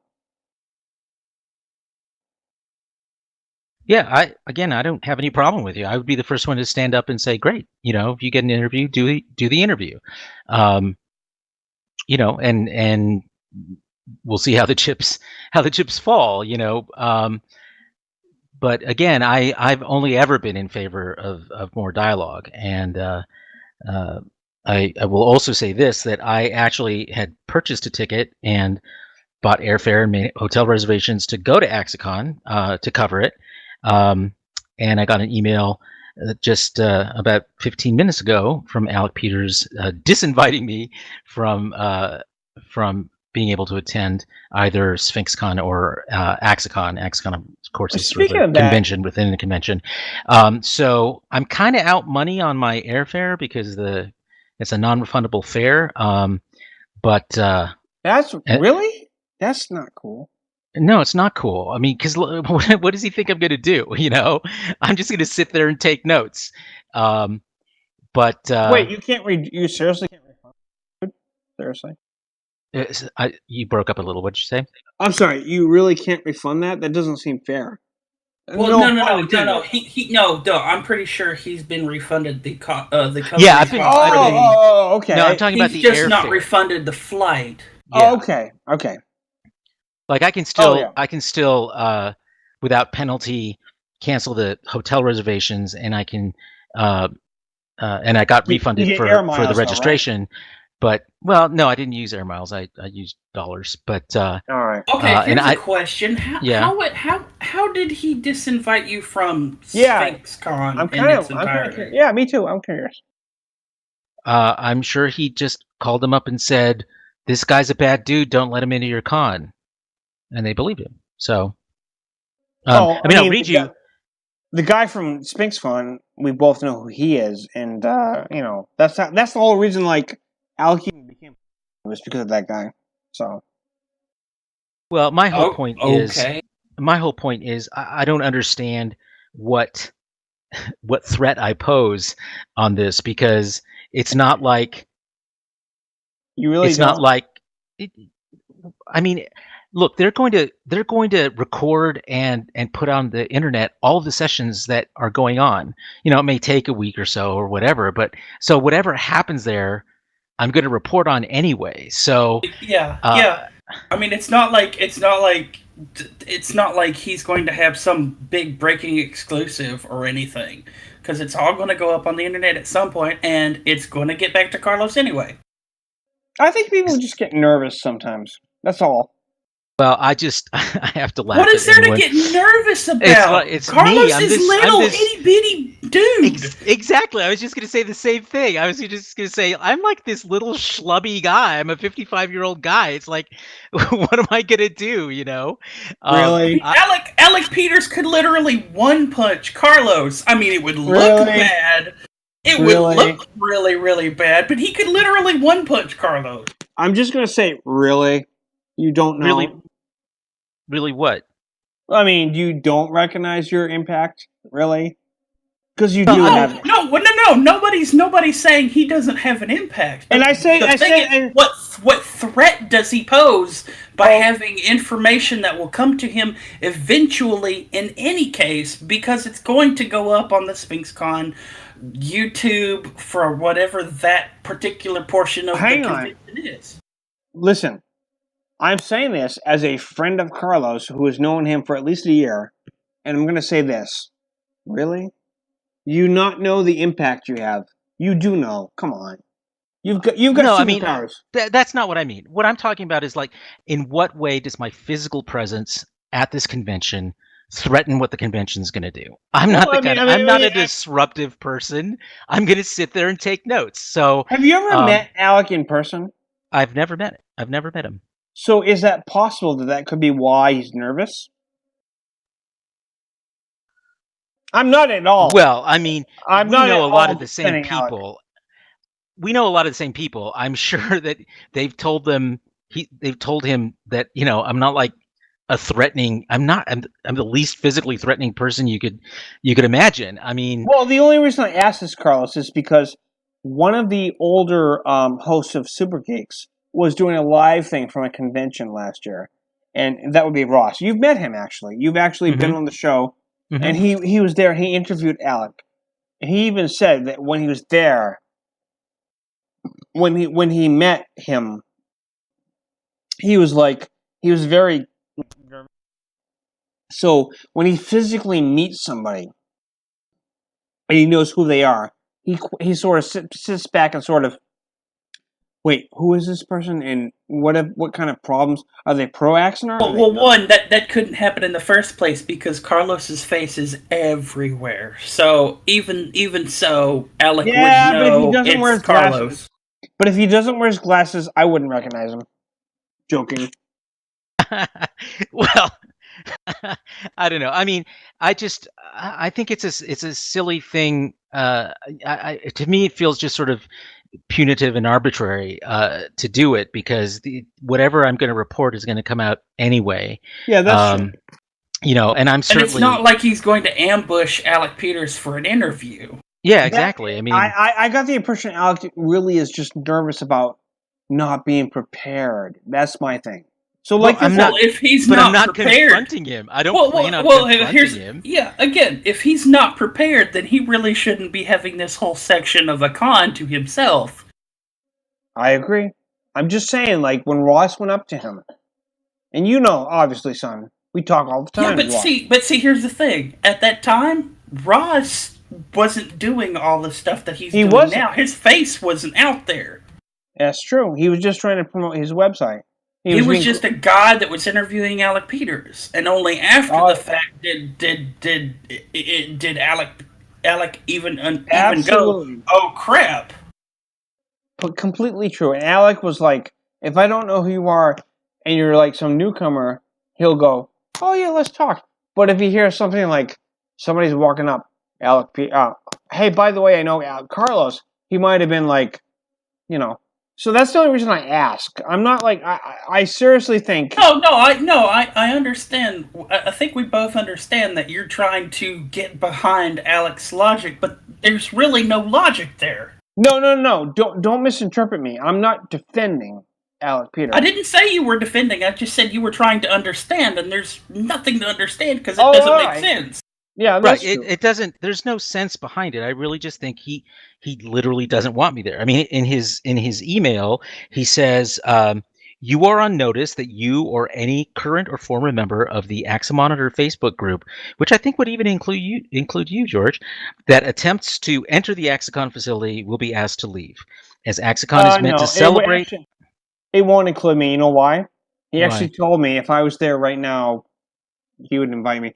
See, that's my point. Is that he's not really making sense. He's making this. He's painting with this very broad brush that, of course, doesn't really hold up when because I'm sure there are a number of people who are members of the group that he probably wouldn't have so much of a problem with. But his point is that, and I'm quoting here again: Axicon is meant to celebrate and support the Axonar project. Those who have shown repeated animosity, negativity, and antagonism toward Axonar Productions, its team members, myself, and guests of the convention are not welcome to attend. And then he goes into some threats about having, law enforcement being notified and the hotel, and it's a prepared speech, basically. So I'm just letting you know, if I was there right now, he would meet with me. He's already told me. Because apparently, like, that just shows the sense that his stance does not make, George. Well, he had a prepared speech because he has a lot of haters, and he calls them haters. Yeah, and how many supporters are in that group just to fish the hate comments? So he's literally including all of his own supporters that are in the group too to support him by fishing for hate comments. Let me just say this. Despite everything we all just talked about, the only reason, not the only reason, I'm willing to talk to him. I like him outside of Axonar. Like, I've even told him many, many times. You know what? We had this one conversation where I said, he said something to me, and I said, well, Carlos and Sean are my friends, and he said, you need to pick better friends. And I said, well, I'm going to leave it up to you if you want to unfriend me. I said, I don't talk shit about you on the show, and I'm not doing that right now. And he said, all right, that's cool. And then the next week, he's like, he wants to go on the show with me. And I told him, and I'm being honest, I said, if you go on the show with me, I will be completely, free of anything. Me and Carlos, me and Sean, Axa Monitor, it's going to be just having a conversation. He said, he said to me, if you're serious, I will go on your show.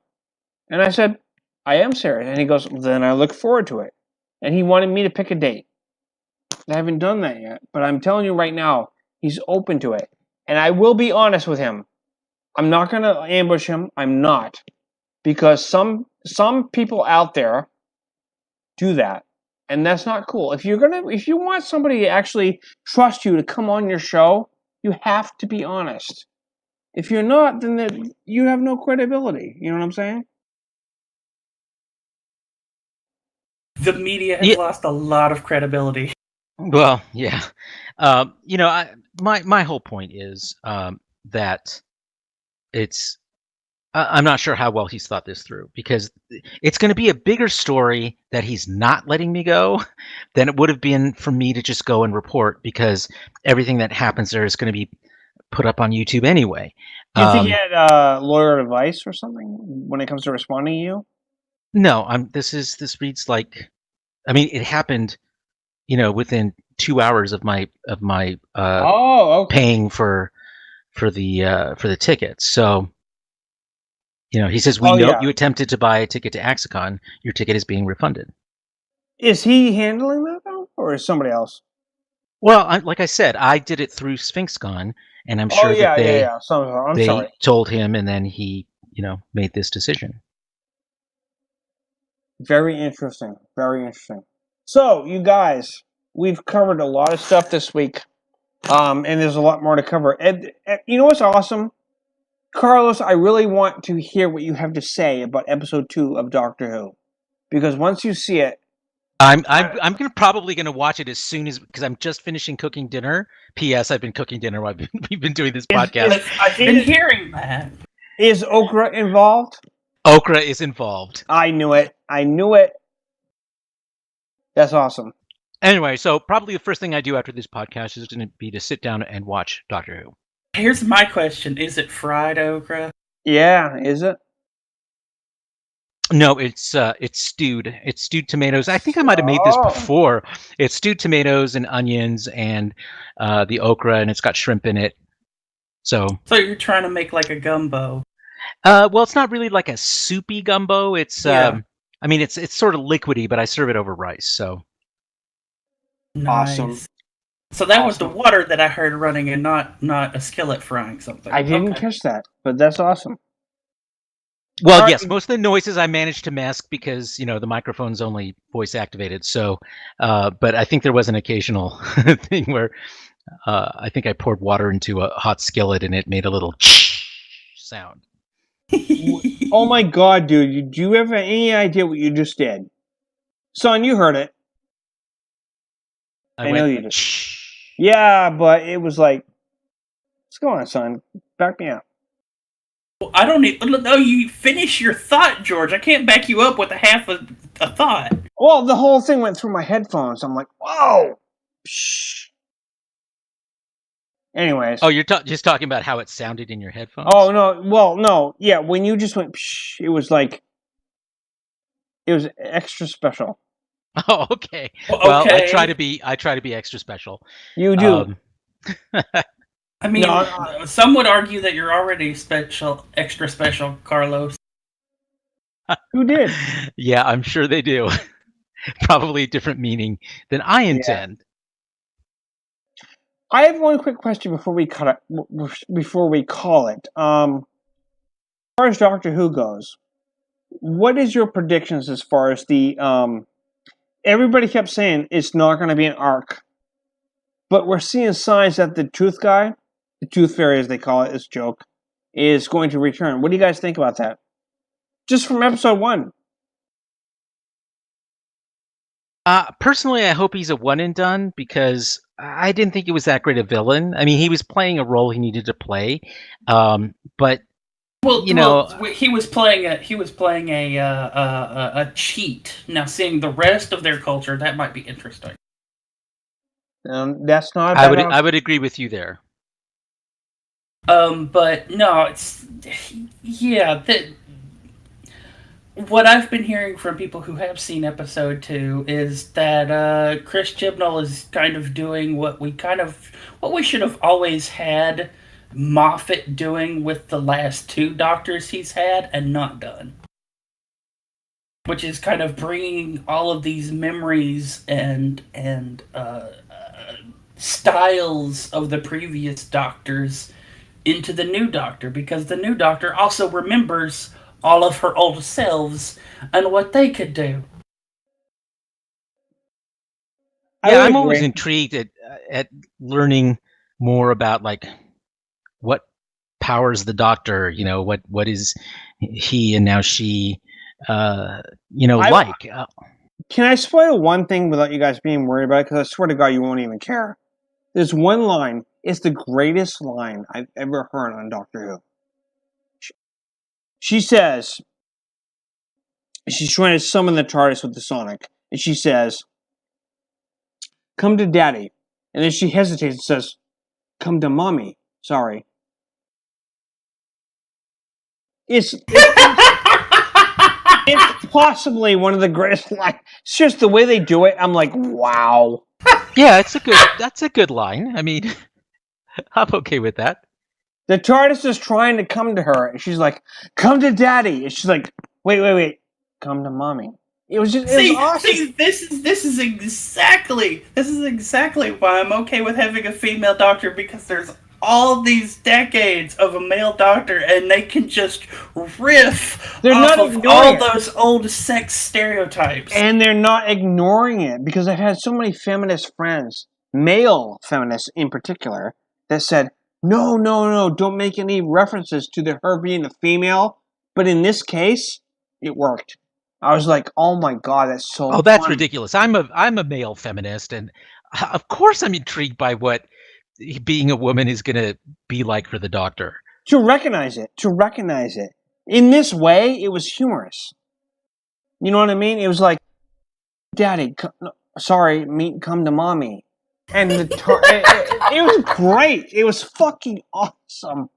I mean, I'm sorry. I'm neither nor as far as feminist and whatever, but I recognize it. But I'm saying that just made me laugh. And I think the writing is on point. I think we're in for one hell of a season. Well, there you go. Chris Chibnall proves he's better than Stephen Moffat in 2 episodes. Yep. Anyways. Well, I kind of like Stephen Moffat, but that I did, that being but there's said, time for a change, you know. Yeah, no, I'm fine with the change. I really am. I'm looking forward to it. You said that being said, what were you going to say, Carlos? Basically that. Just that, that being said, that I appreciate, a reinvigoration of rejuvenation of the story, and this is a good way to do it, and it's, good to have new people doing it. It's sort of the problems I had with Berman Trek. By the time we got to Voyager, his vision of what Star Trek is really was sort of played out. Deep Space Nine managed to circumvent it because literally they went around him because he was focusing on developing Voyager. But Voyager itself was just sort of this retread of the Next Generation, and just didn't deliver on its promise. So so it was time for him to move on. It was probably time for Moffat to move on, and I'm great with having someone new aboard, shining a light on a new path. What you just said makes me say, we need to take a whole episode and talk about Voyager. But, that being said, I agree with you 100%. And guys, I want to thank you for joining me tonight. This was a fascinating episode. I think we covered a lot of ground. Is there anything you guys want to add before I close it? Tell Alec Peters to let me come to Axicon. Okay, I'll pass that along. Son? If you're going to be in Iceland, and you want some Christmas before Christmas, apparently Iceland is selling luxury Christmas tree flavored potato chips. You mind picking me up a bag? If they taste I'm not even sure what that means. Yeah, me either. I will. I'm going to share this in the Super Geeks chat, because I'm not even kidding. They're literally Christmas tree, like evergreen tree flavored potato chips. Oh, that's I'm not cool. sure what an evergreen tree tastes like. Yeah, I don't either. Is it like Wow. Okay. Is it I like must- Doritos with their Well, wintergreen? I don't know. I was definitely a freak as a kid. I'm a You freak ate an now. evergreen? I partook in eating the evergreen thistles. Yes. I've had pine needle tea. Is that close enough? You could say that, yeah. Well, are they anything like wintergreen Doritos? I wouldn't think so because that's a type of mint. You know what? And You're right about that. an evergreen tastes a whole lot different. All right. Well, I want to. By the way, I never mentioned this earlier. This is Super Geeks season 2, episode 10. By the way, and Okay, don't get so close to the mic when you go 10. Okay. you did notice that. Thank you. Yeah. But it's episode 10 of season 2, which makes me say thank you for hanging in there. If you're listening to this, you know, this is actually probably episode 76. I don't know. I haven't been keeping count. By the way, I have to figure out when to end season 2 and say it's season 3. Honestly, I have to pick a time. I might even make a poll. I'm not sure. Because I'm not sure when to say it's the end of season 2. What do you guys think? Why don't you just make it the end of the year? You know. Oh, so January-ish? Yeah, why not? All right, I like that. I think we could end season 2 when the new season of Doctor Who ends. And I don't mean like they go on a hiatus for 6 months to do the other half of the season. I mean like when the whole season is over. I'm torn between the two of you's interpretation. In the meantime, I want to thank everybody for joining us. Carlos and Son, you've already told us where we can find you. I will link it below. And by the way, we're going to have a special animated beginning. You've already seen that if you have listened to the episode. So thank you for joining us, and we'll talk to you the next time.